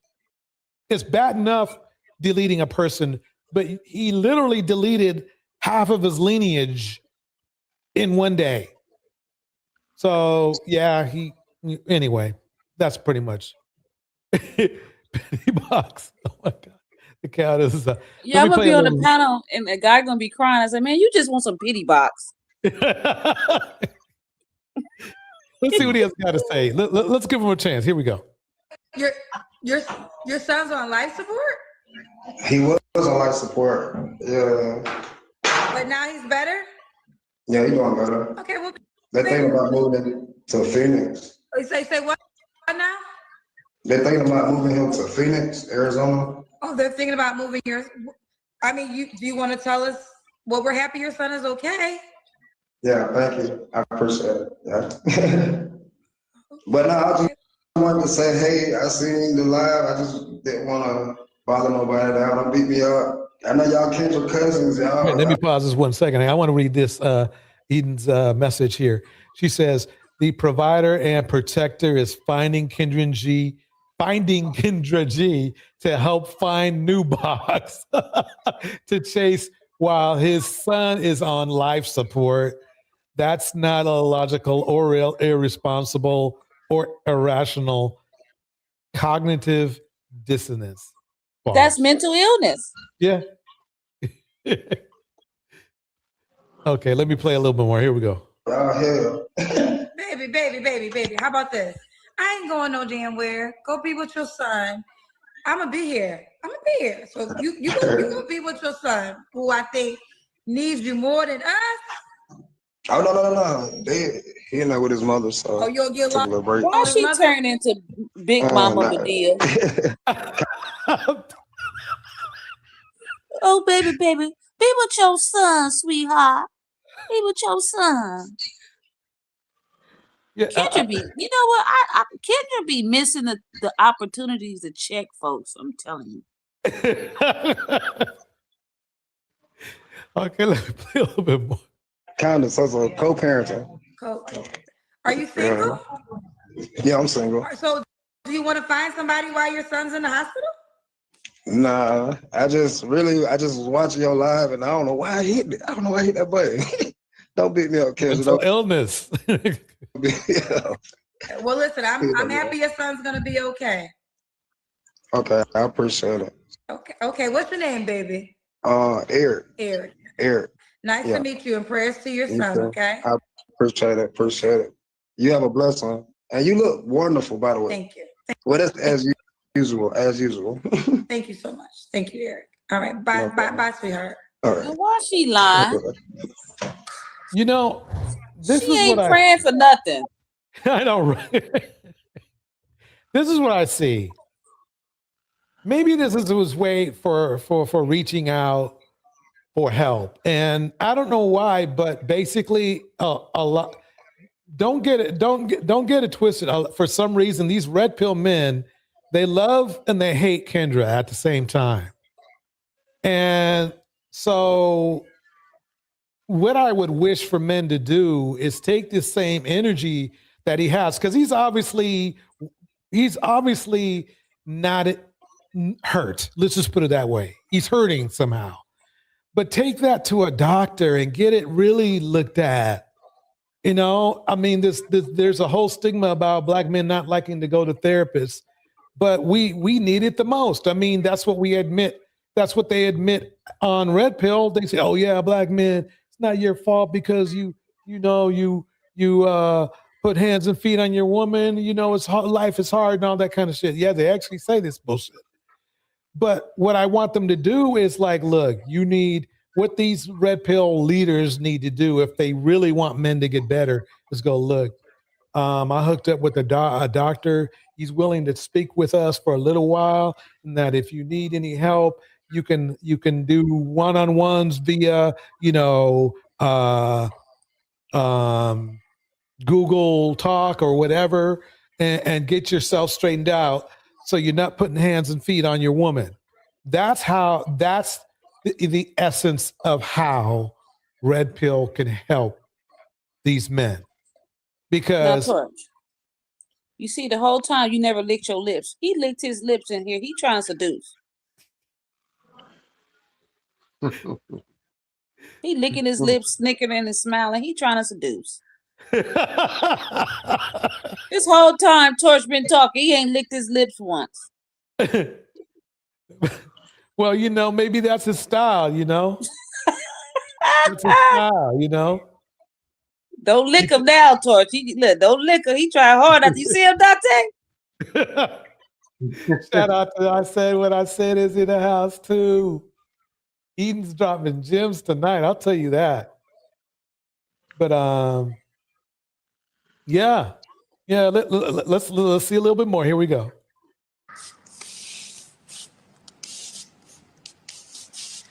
You can't see it.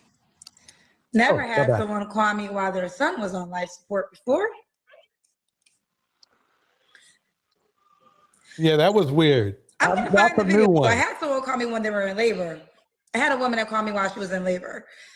Dang. Face, boo. Kendra, hey, boo, I didn't know you was finna do that. What are you doing? I'm in the hospital. I was having contractions. You in labor?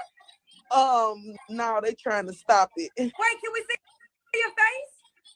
No. Mental illness. Wait, you're currently about to have a baby? Yeah. Okay, why you don't got a man? You pushed the request to be on my show? Yeah, hey, how you doing? No, I ain't know you was gonna accept it, girl. But wait, are you single? No. Hey, how the hell so you just watching the show as you in labor? Yeah.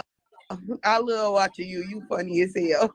So it's a show to them, I guess. I don't know. What? Mental illness.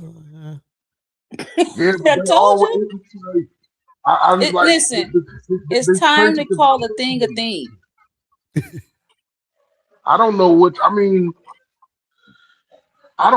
it is with people. It's like that happens a lot actually. They be unprepared to come on the show, dressed all crazy. The men and the women just like, oh, I didn't know you was gonna pick me. Let me put my wig on. Let me put some clothes on. Let me get the kids out the room. Let me do all of this. I'm like, well, what did you even press the button for? Right. Like, or they got their shirt off. I've seen that. The biggest thing about the show, when people come on, especially the ones that's like not prepared, or the ones who just come on looking all crazy. Right. They come on looking crazy, hair all over the place, just wearing like little ragtag, like clothes they gonna go to sleep in or whatever. And kids are like, you want to put some clothes on? And they be like, this is all right. You're accepted. I'm like, man. Hey, I remember when I saw this guy, he was complaining about how women wear bonnets, right? And he had a do-rag on. It's like, the only complaint about the bonnet thing that I think that makes sense is the going out in public to especially like if you go to school or something, like picking up kids, whatever. But at home, come on now. Like, what's wrong with wearing a bonnet at home? That's the point, Right. you know. Yeah, they act But like they don't get bonnet box. They stay getting bonnet box. yeah, running box is some good box, you know. Right. Like, you know, but I'm just saying, like, it, that not being prepared when you come on, and you attract the person that you are. You know, if you come on there looking like just some hood rat or some downtrodden, dusty hood dude, that's what you're gonna attract. You know what I'm saying? Like, you can't come on some. I need me a classy woman while you got gold teeth and smoking a black and mild, and you know what I'm saying? Got a pizza box on the table and Greek things on your little white beater. Like, man, no, you ain't about to get nothing classy. By the way, shout out. I like to kick a shout out to I Said What I Said. Remember, I Said What I Said has a political channel, and so I highly recommend going over there, especially if you want to. You kick some kick. She gets outnumbered with the Trump crowd going in there, so help her out a little bit over there. I appreciate it if you go over there. That is, I Said What I Said. That's the name of the channel. Check her out. Okay, done with my commercial break. Let's see what this guy has to say. Here we go. What's the name, baby? My name is Police Walking. Police Walking. No, wow. Walking. Are you in jail? You're in jail? Yeah.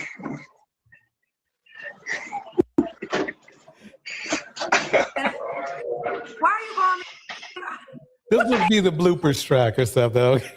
Hey, sis, you called me.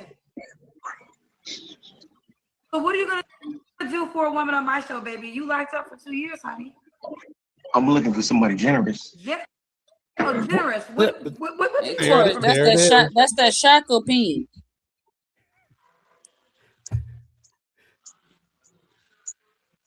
Dang. Oh no, she be having an avatar, right? She be having like a cartoon. Oh, I'll be over there sometimes.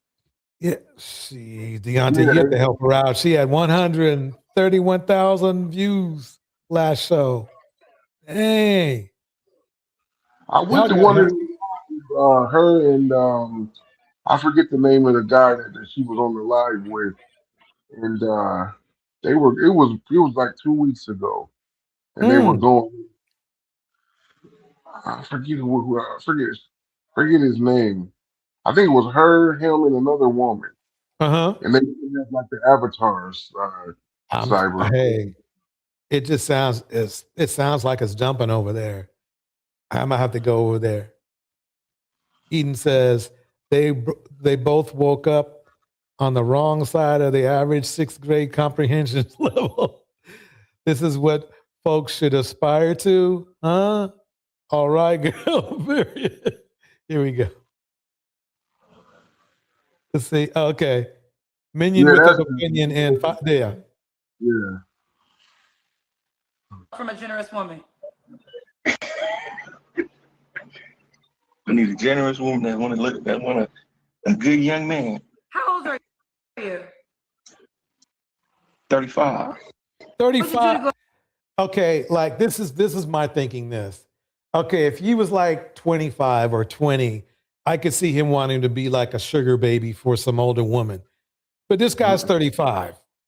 So basically what he's telling me is he's just ain't shit, because by now, by the time you get 35, you either at the very least you're building something or you're on something. And this guy is still waiting to freeload off of a woman. But they don't play this on the red pill, do they? You go to jail. Let me tell you something, because you're not the first man that's on my show that's in jail. So you're not the first. But you know what's so crazy? Because you're attractive, women are actually going to hit you up. And this how you know that women, this is going to be on you. He get all the way in a whole jail. He can't take you out on a date for 2 years. Yes, I can. How do you think about it? Virtually. How? Not personally. Somebody gonna stand in for you? How you taking her out on a date while you in jail? Show me, explain this date to me. Right. Call me. And the funny thing, he's probably in jail for beating up on a woman. I love your assumptions, DJ. But you know what, though? I'll tell you this, though. Kendra's right. He will probably find a woman because there are women who will do that, just like there's men that are doing. And like, I'll tell you something real quick anecdotally. I have an older female cousin who married a man that got out of prison. She married him the week after he got out. This was late last year, I think it was in October. They got married, and he was in prison for 20 years for a box. Yeah, like it was a drug deal that him and this guy robbed the guy, and the guy that he was with shot him and killed him. So he got 20 years for being, a part of the deal. Accessory, right. Yeah. So she met him in a weird way because one of her friends was locked up and he was a cellmate with him. Long story short, they have been basically pen paling for like 8 years and started dating while he was in there and decided to get married. And the week after he got out, they got married. And he was like 4 or 5 years older than her. They're both in there where she's in her late 50s, he's in the early 60s. Dang. Like, and that's just my older cousin. I mean, this stuff happens a lot, So my question for you, Dante, was that a good thing? Well, see, listen. No, of course, naturally, you can imagine the whole family is talking sling behind her back about it. Like, what the fuck are you doing? Like, you don't know this dude, but, hey, they've been married for, what's this, January, October, 3 months now. So we'll see. You know what I'm saying?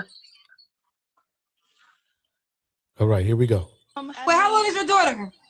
She's 9 months. So where's her father? What's going on with you guys? He's in the hospital, so yeah, he's very ill. So I'm looking for like a stepfather. Dang. Wait, so you broke up with him while he's in the hospital? No, I didn't break up with him. Dang, something, Deontay, y'all caught me slipping tonight. I don't like playing. I don't want to play these stereotypes. You know what? Not to have no bias just towards men. Her show highlights the mental illness of the Black community. Good point.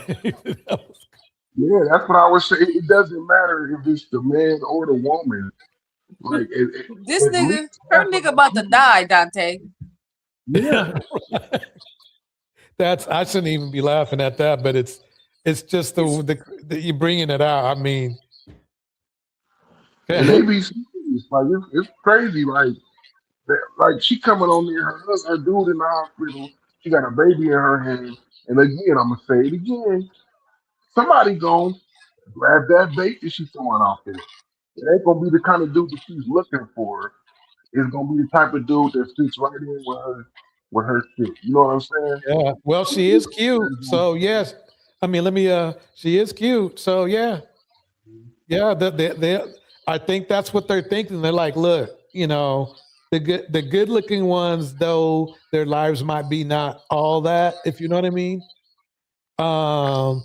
They know people they might be desperate themselves, but they know there's people just as desperate as them that's going to hit them up. So yeah, I guess you're right.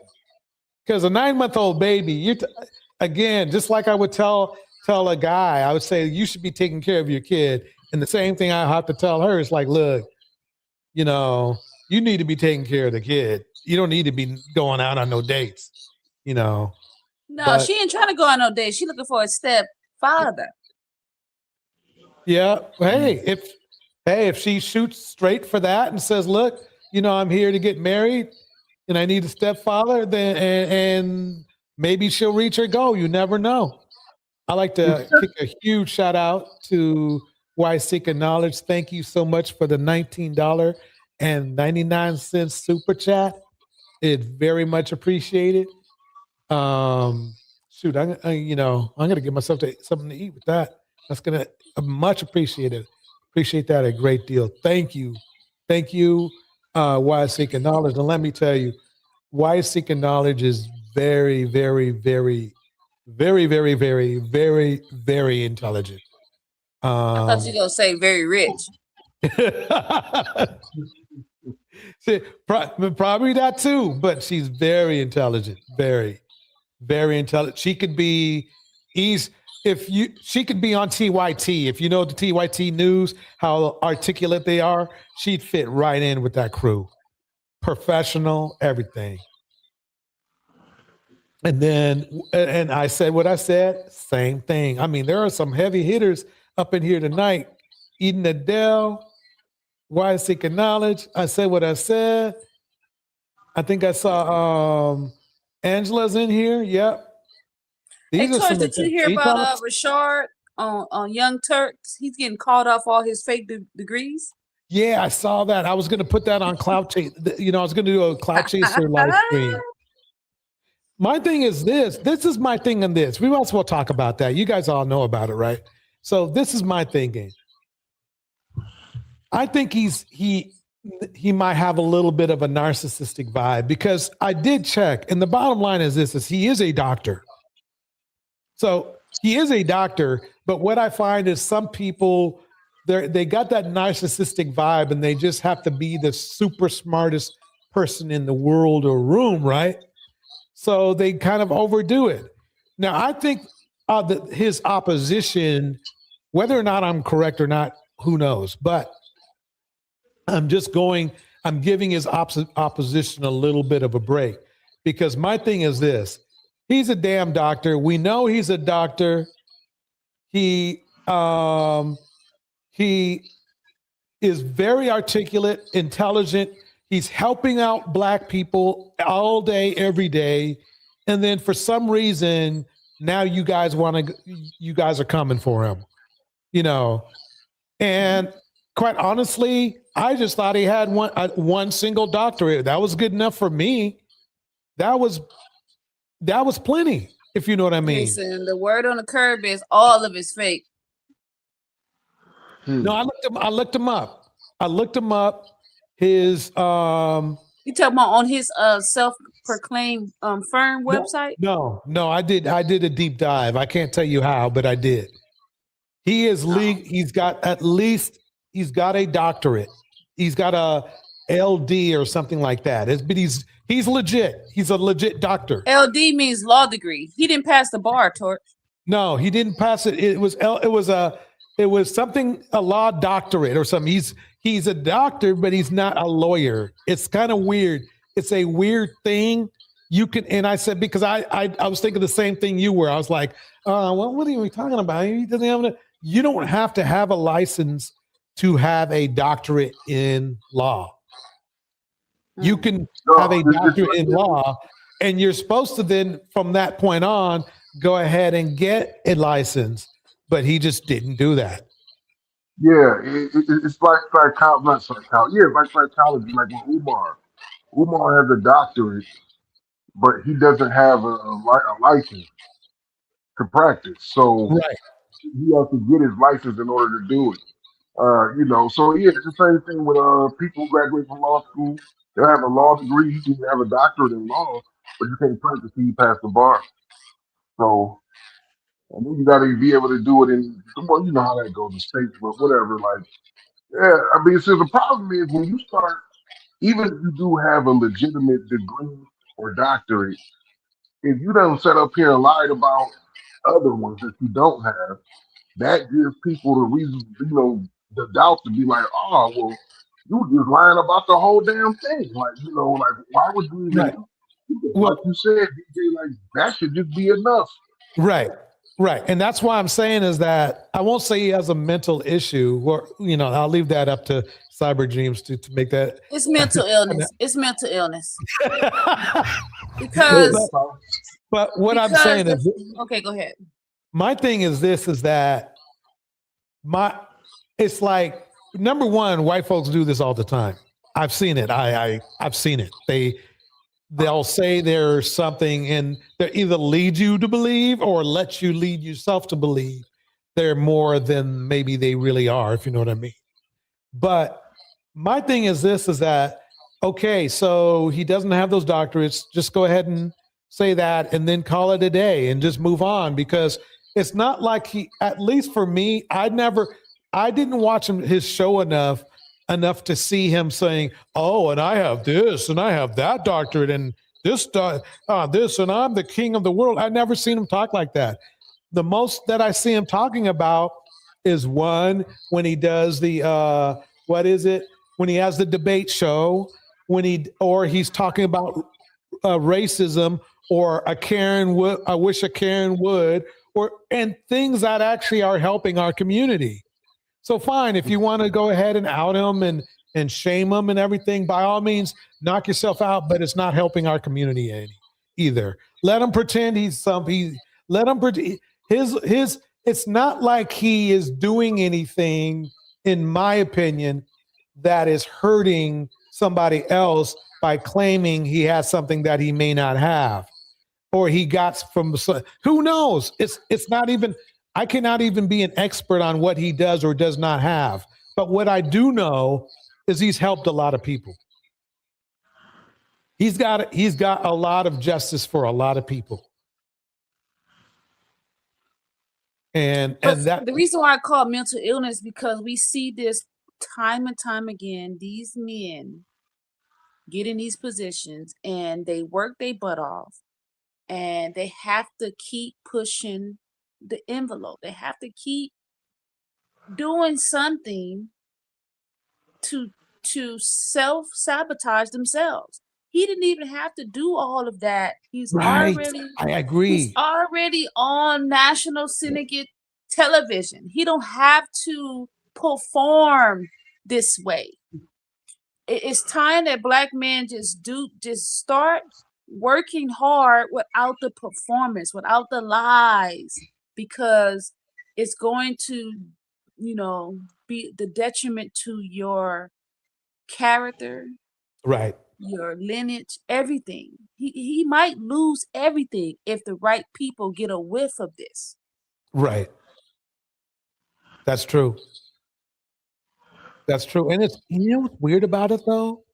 Because he's watched by a whole lot of Caucasian people too, right?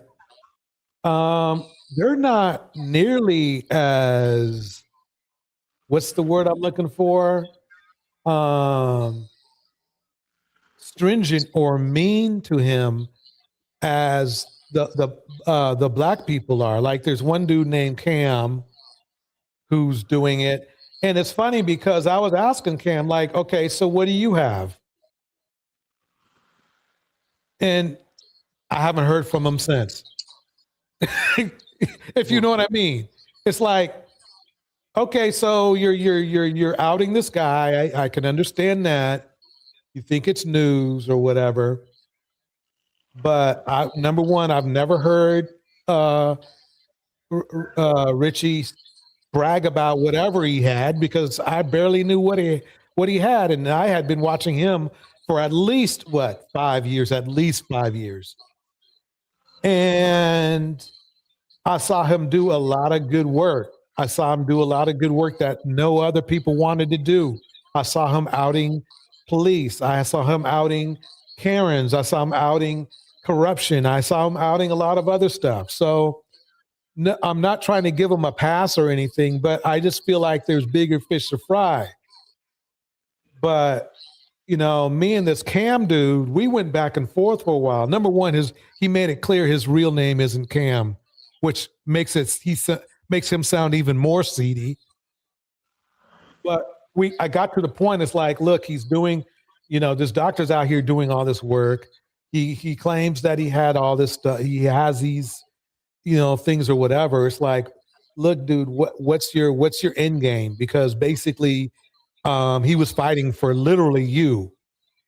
He was literally fighting for you. Whenever a Black man was getting beat up or wrongfully arrested, this man was on it. This man, Dr. Richie, was on it. So what you're telling me is that you exposing him is more important than the work that he's doing, or him protecting you as well.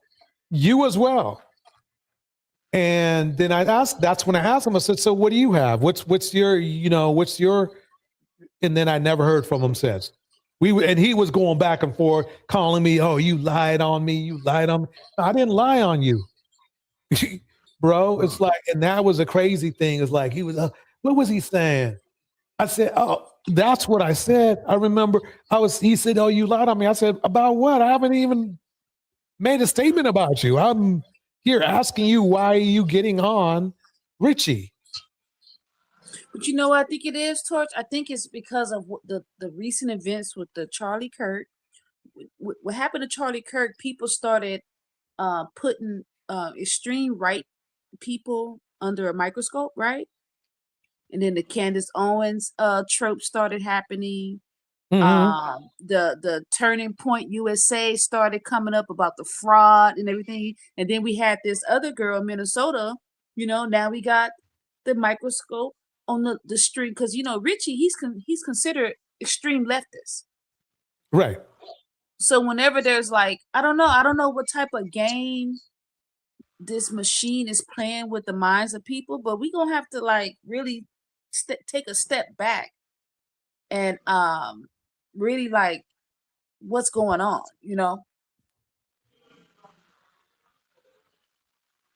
I would like to say, because I agree with speaking of mental illness, the Cypress have been talking about all night, the theme of the show. One of the things that we have as a Black community is a lot of times we are like addicted to drama and messy ass shit, basically. Yes. And we love to expose somebody. We don't care if they the most helpful.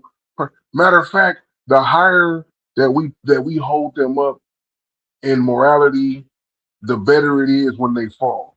You know what I'm saying? The more juicy it is for us to just eat up when it happens. It's like you said, and I see that. I said what I said. It said that earlier. How she said she still like to watch the show no matter what, and I agree with that. Like I'm not really a big huge fan of his show all like that, but he is very liberal. But at the same time, it's like what he's doing is really just good work for the people. At least, he's all, like you said, he's fighting uh for Black people, and they would these are the same people. Well, I won't say the exact same people that he's fighting for. It's other parts of our community, of course, that just don't give a fuck about nothing. You know what I'm saying? They don't want to be pulling him down and talking shit, whatever about him. Just all of that. So that's a real mental problem that we have. Like some of us don't like to see each other succeed. And then some of the people who do succeed, which he's not one of them, but I'm about to mention, but some of the people who do succeed, all they want to do is just stun on everybody, because like somebody who doesn't want to see us succeed, if they somehow get their hands on some bread or some fame, they the first ones to go back and trying to start stunning on everybody else, So that part is the part of our community that's really holding us back. Yeah, I agree. I mean, it seems like, I don't know. It's just strange to me. It's like, I've seen this happen in other channels where some guy, "Oh yeah, did you find it here? Yeah. Oh yeah, Joe doesn't have a BS and blah blah blah." Oh, okay, well, he still has it, blah blah, right? Yeah, he's got that, and then that's all you hear about it, and then everybody goes about their business. But it seems like I say what I said. I say what I said. I get it. Cam wants clout off of Dr. That's what I'm thinking. That's why I'm going to do that live stream. I said what I said, called Clout Chasers, because I truly believe that that's the end goal, is that he wants to take Richie's place, though he doesn't have Richie's skills. Whatever Richie doesn't have as credentials, you can still see that he has an excellent talent for what he's doing right now. And if Cam thinks he can do a better job, by all means, go ahead and try, Cam. But I don't think it's going to work out that well for you.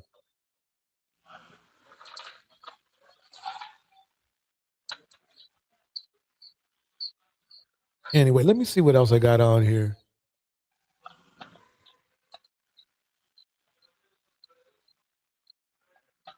Yeah, because I'm telling you though, me and Cam, when we're going back and forth on his on his channel, then all of a sudden he just stopped. So I just stopped.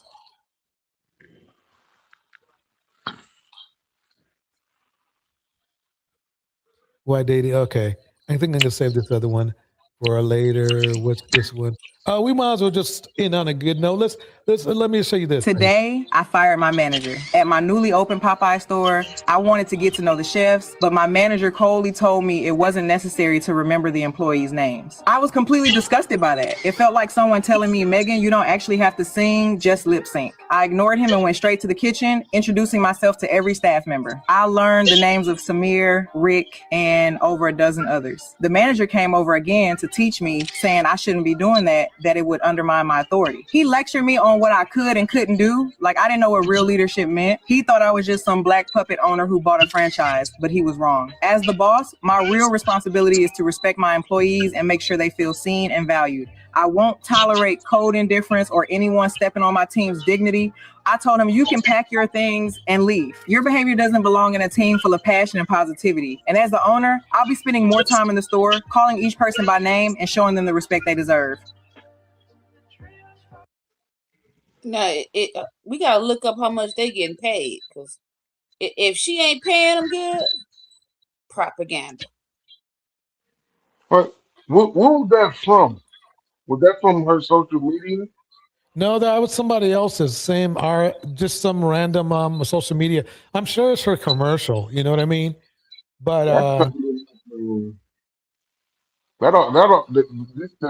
the cadence of the way that they were speaking almost sounded like it was AI, but like somebody's AI to voice.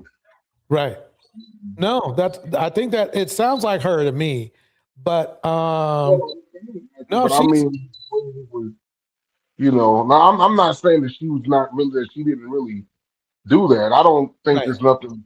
I don't know why why the manager would tell her not to meet and her employees and learn their names. Like he deserved to get fired because that's like an asshole move. Like You know, one thing I just noticed though, that dude behind her must be hella tall because she's almost 6 feet herself.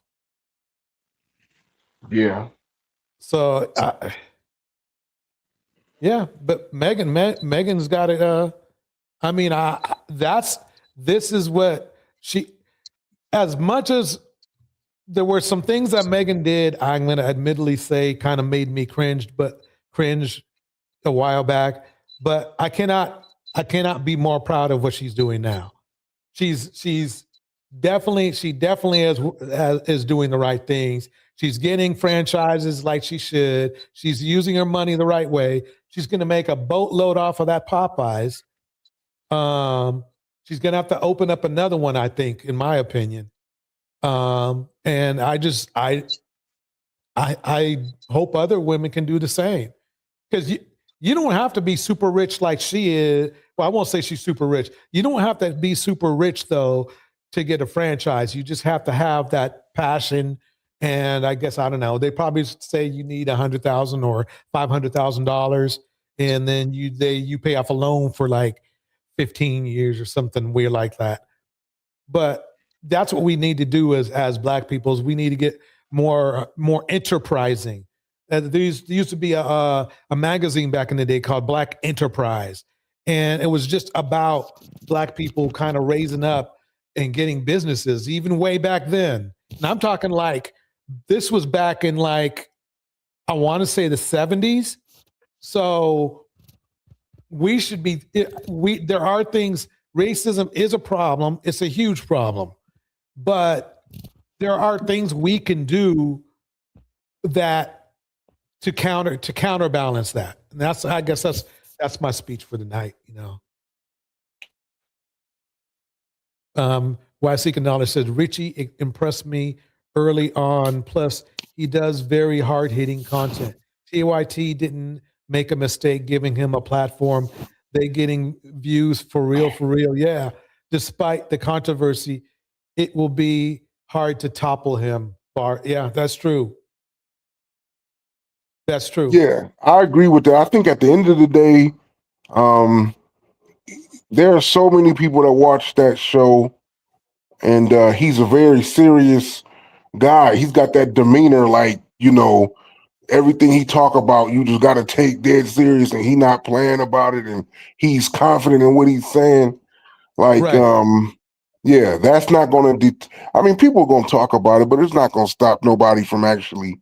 I don't think he's going to take a hit at all, in this show. Like, so it's Yeah.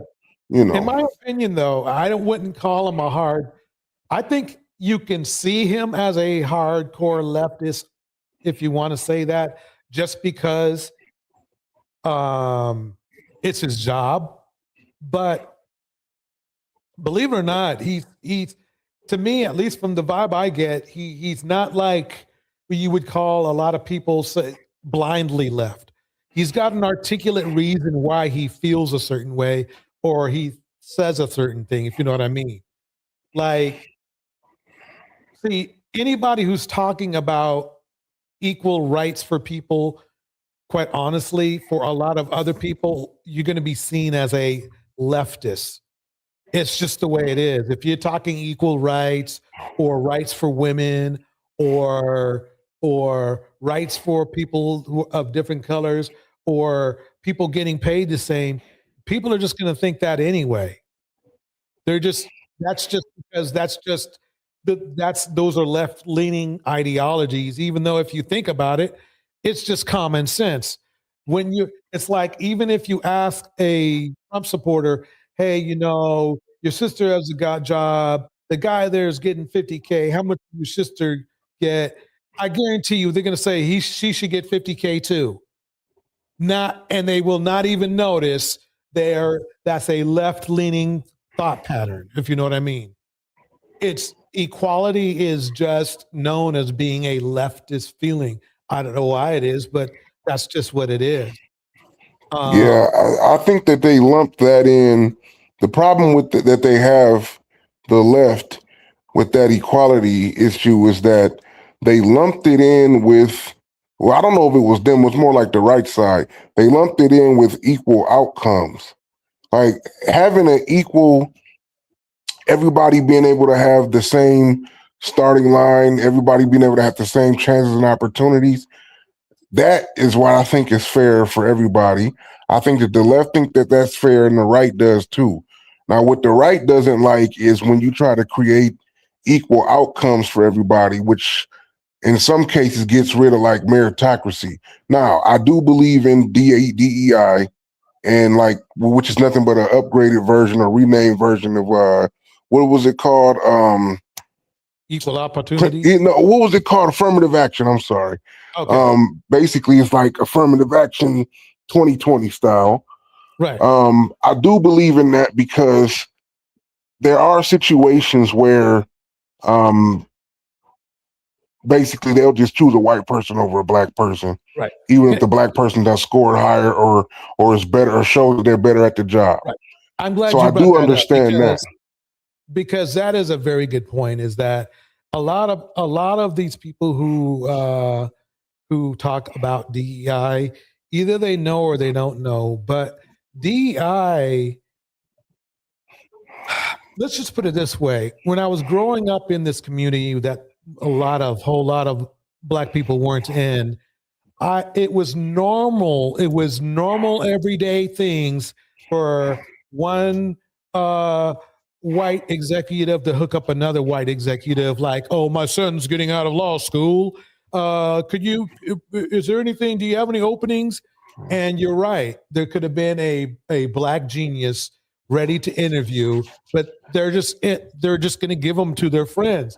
And the problem is that happened a lot. I mean, and to me, I don't see anything wrong with it. The problem is don't be complaining if a program needs to be made to give somebody who doesn't know, that are not friends with you, to have an opportunity. And that's basically what DEI probably is to be, but they don't see it that way. They don't understand that, okay, Joe from CEO company number 1 just talked to Bill at CEO company number 2, and their sons need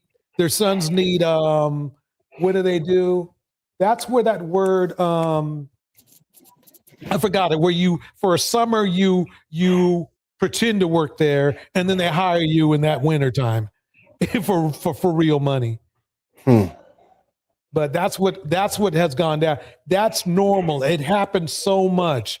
It happens in CEO residencies. It happens in medical residencies. It's like my son's going to college, for medical. He gets out in 2 years. Oh, no problem. I'll have a job ready for him.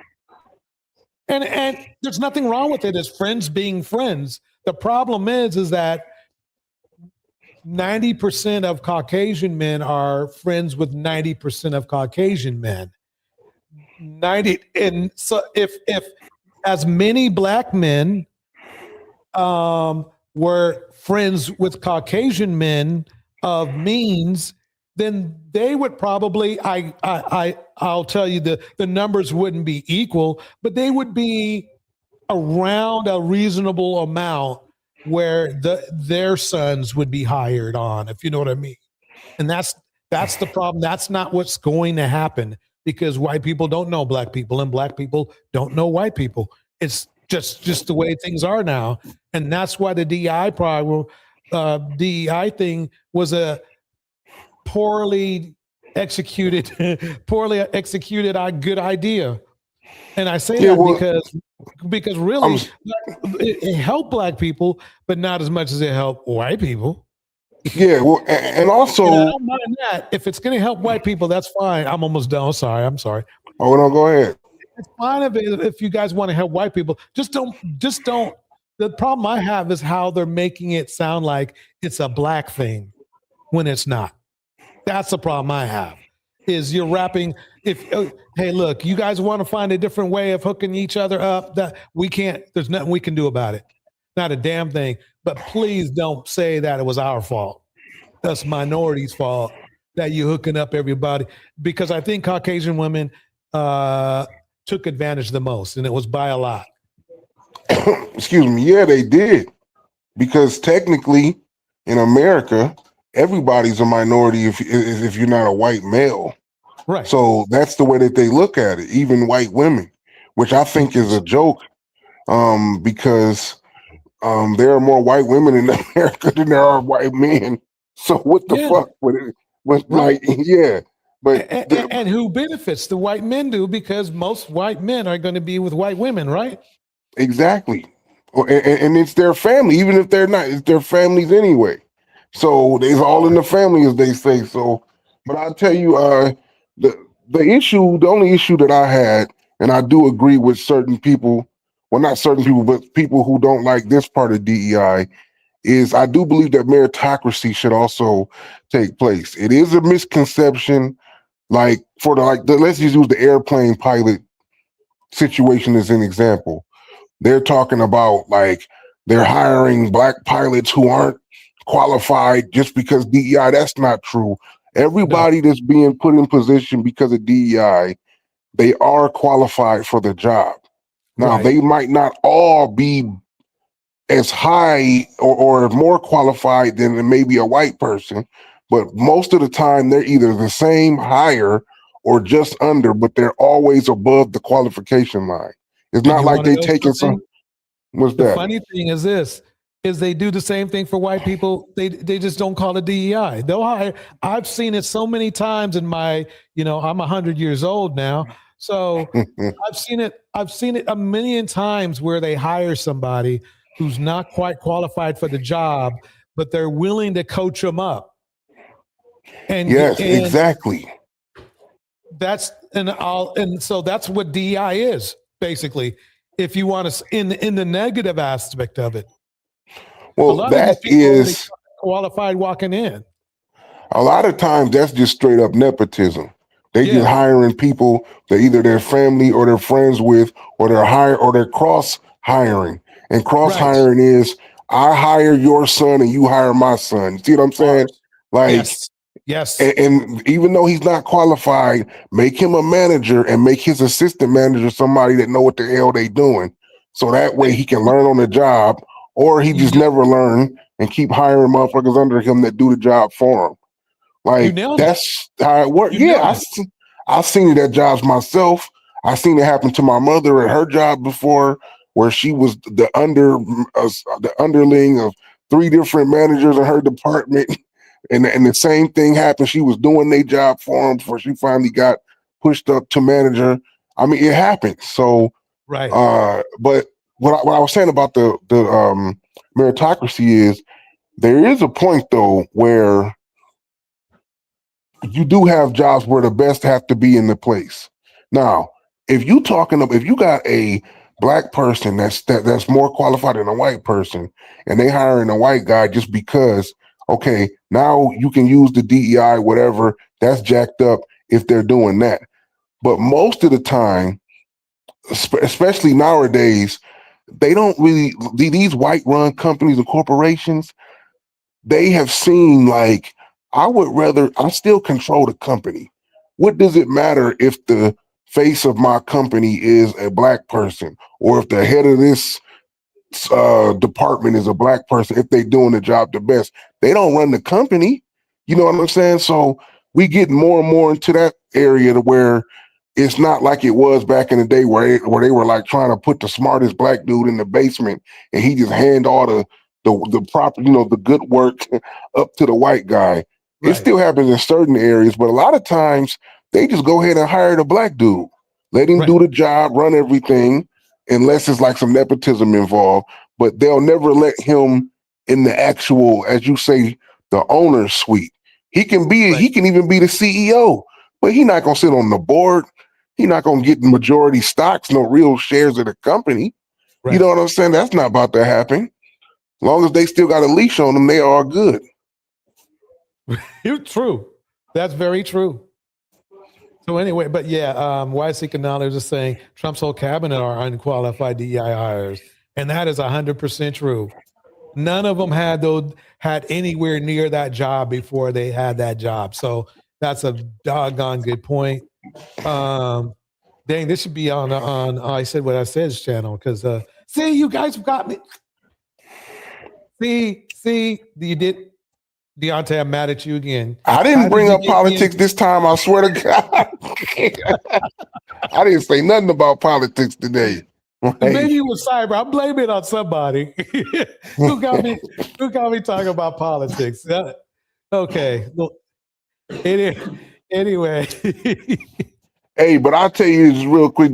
To be fair to good old orange man Donald Trump, he ain't the first president to do that. Bill Clinton created the presidential advisor's position when he hired George Stephanopoulos, his friend, to be his personal advisor. Let's put it this way. I think I would retort by saying that, especially Trump's first time around, he was like he's done it the most. I mean, what I mean is like he's given people like YouTubers and whatever, not people who just were not qualified for the gig at all a chance. But yes, the hookups, where you find Caucasian people, you will find hookups. And to me, it's like, as long as it's not going to hurt me, I don't care, because that's the way it has been, not only for United States or anything, but everywhere that the sons and fathers help each other. Fathers help sons of other fathers, and that's just the way it goes.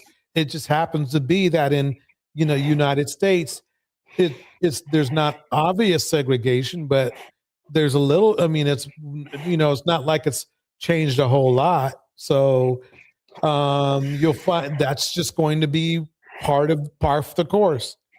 Do I think it's fair? No, but that's part of the course. So, they would do that anyway. And if I owned a big company, oh, you best believe, yes.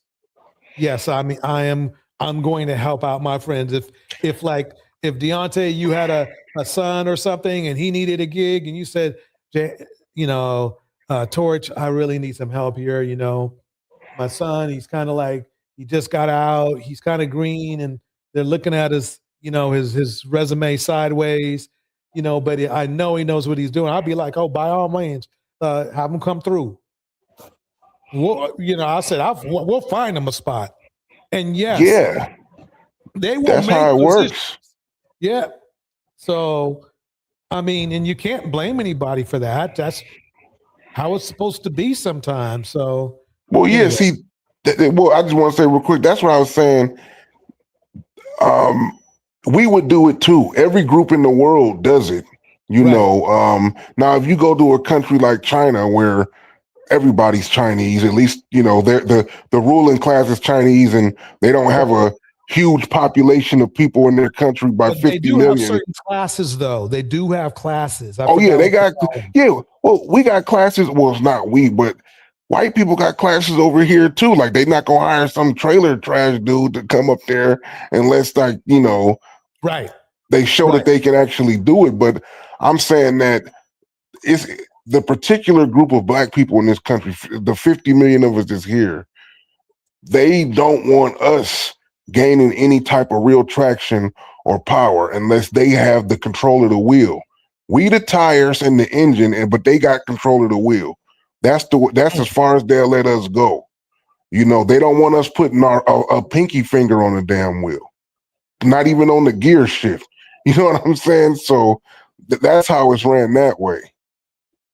Right. So anyway, this is supposed. This has been another great conversation. This has been another great conversation. But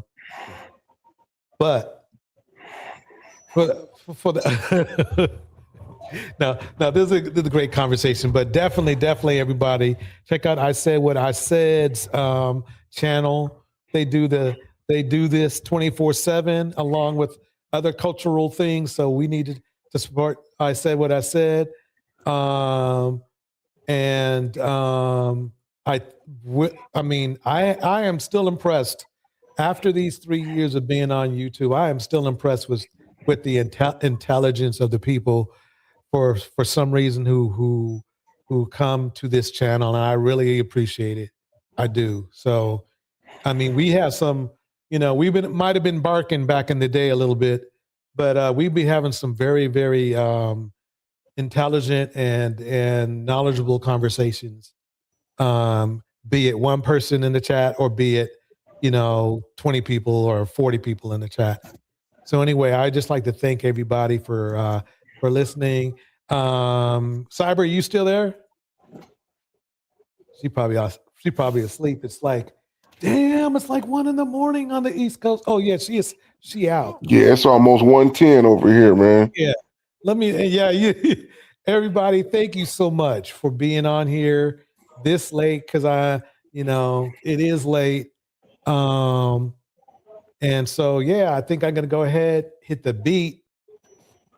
But no, Deontay, let me make sure I don't blame you. You didn't get me into the politicking, but you inspired me into it. That's what it is. I'll blame you that much. All right, everybody. This is DJ Torch and Deontay and Cyber on a panel. Let me hit the beat. Here we go. DJ Torch. Music is by Ghost. It's about to go down, baby. Miss RV in the house.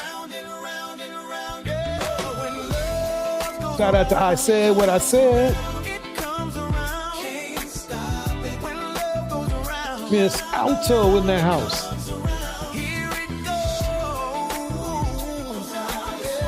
Why Seeking Knowledge, thank you so much for the super chat and your intelligence and your support. Pull up a chair, the family's here. Voices are warm, the vibe is clear.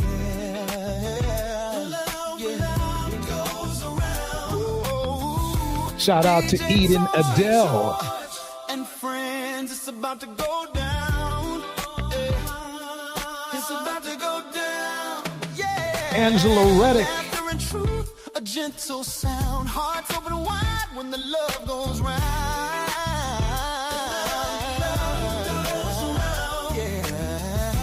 DJ Kelly Goodman.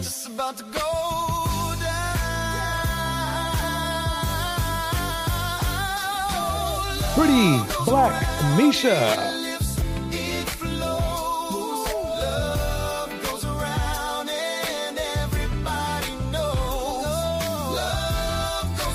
Now West. Treetop.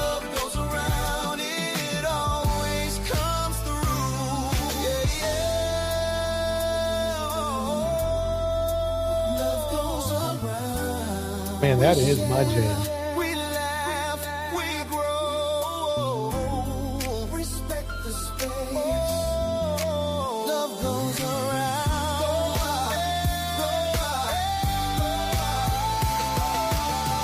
Right.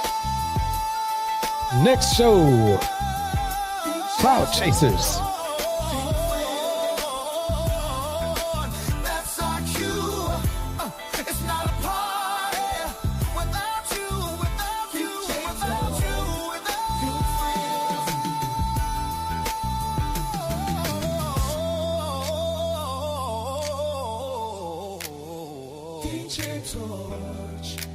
Everyone, have a good night.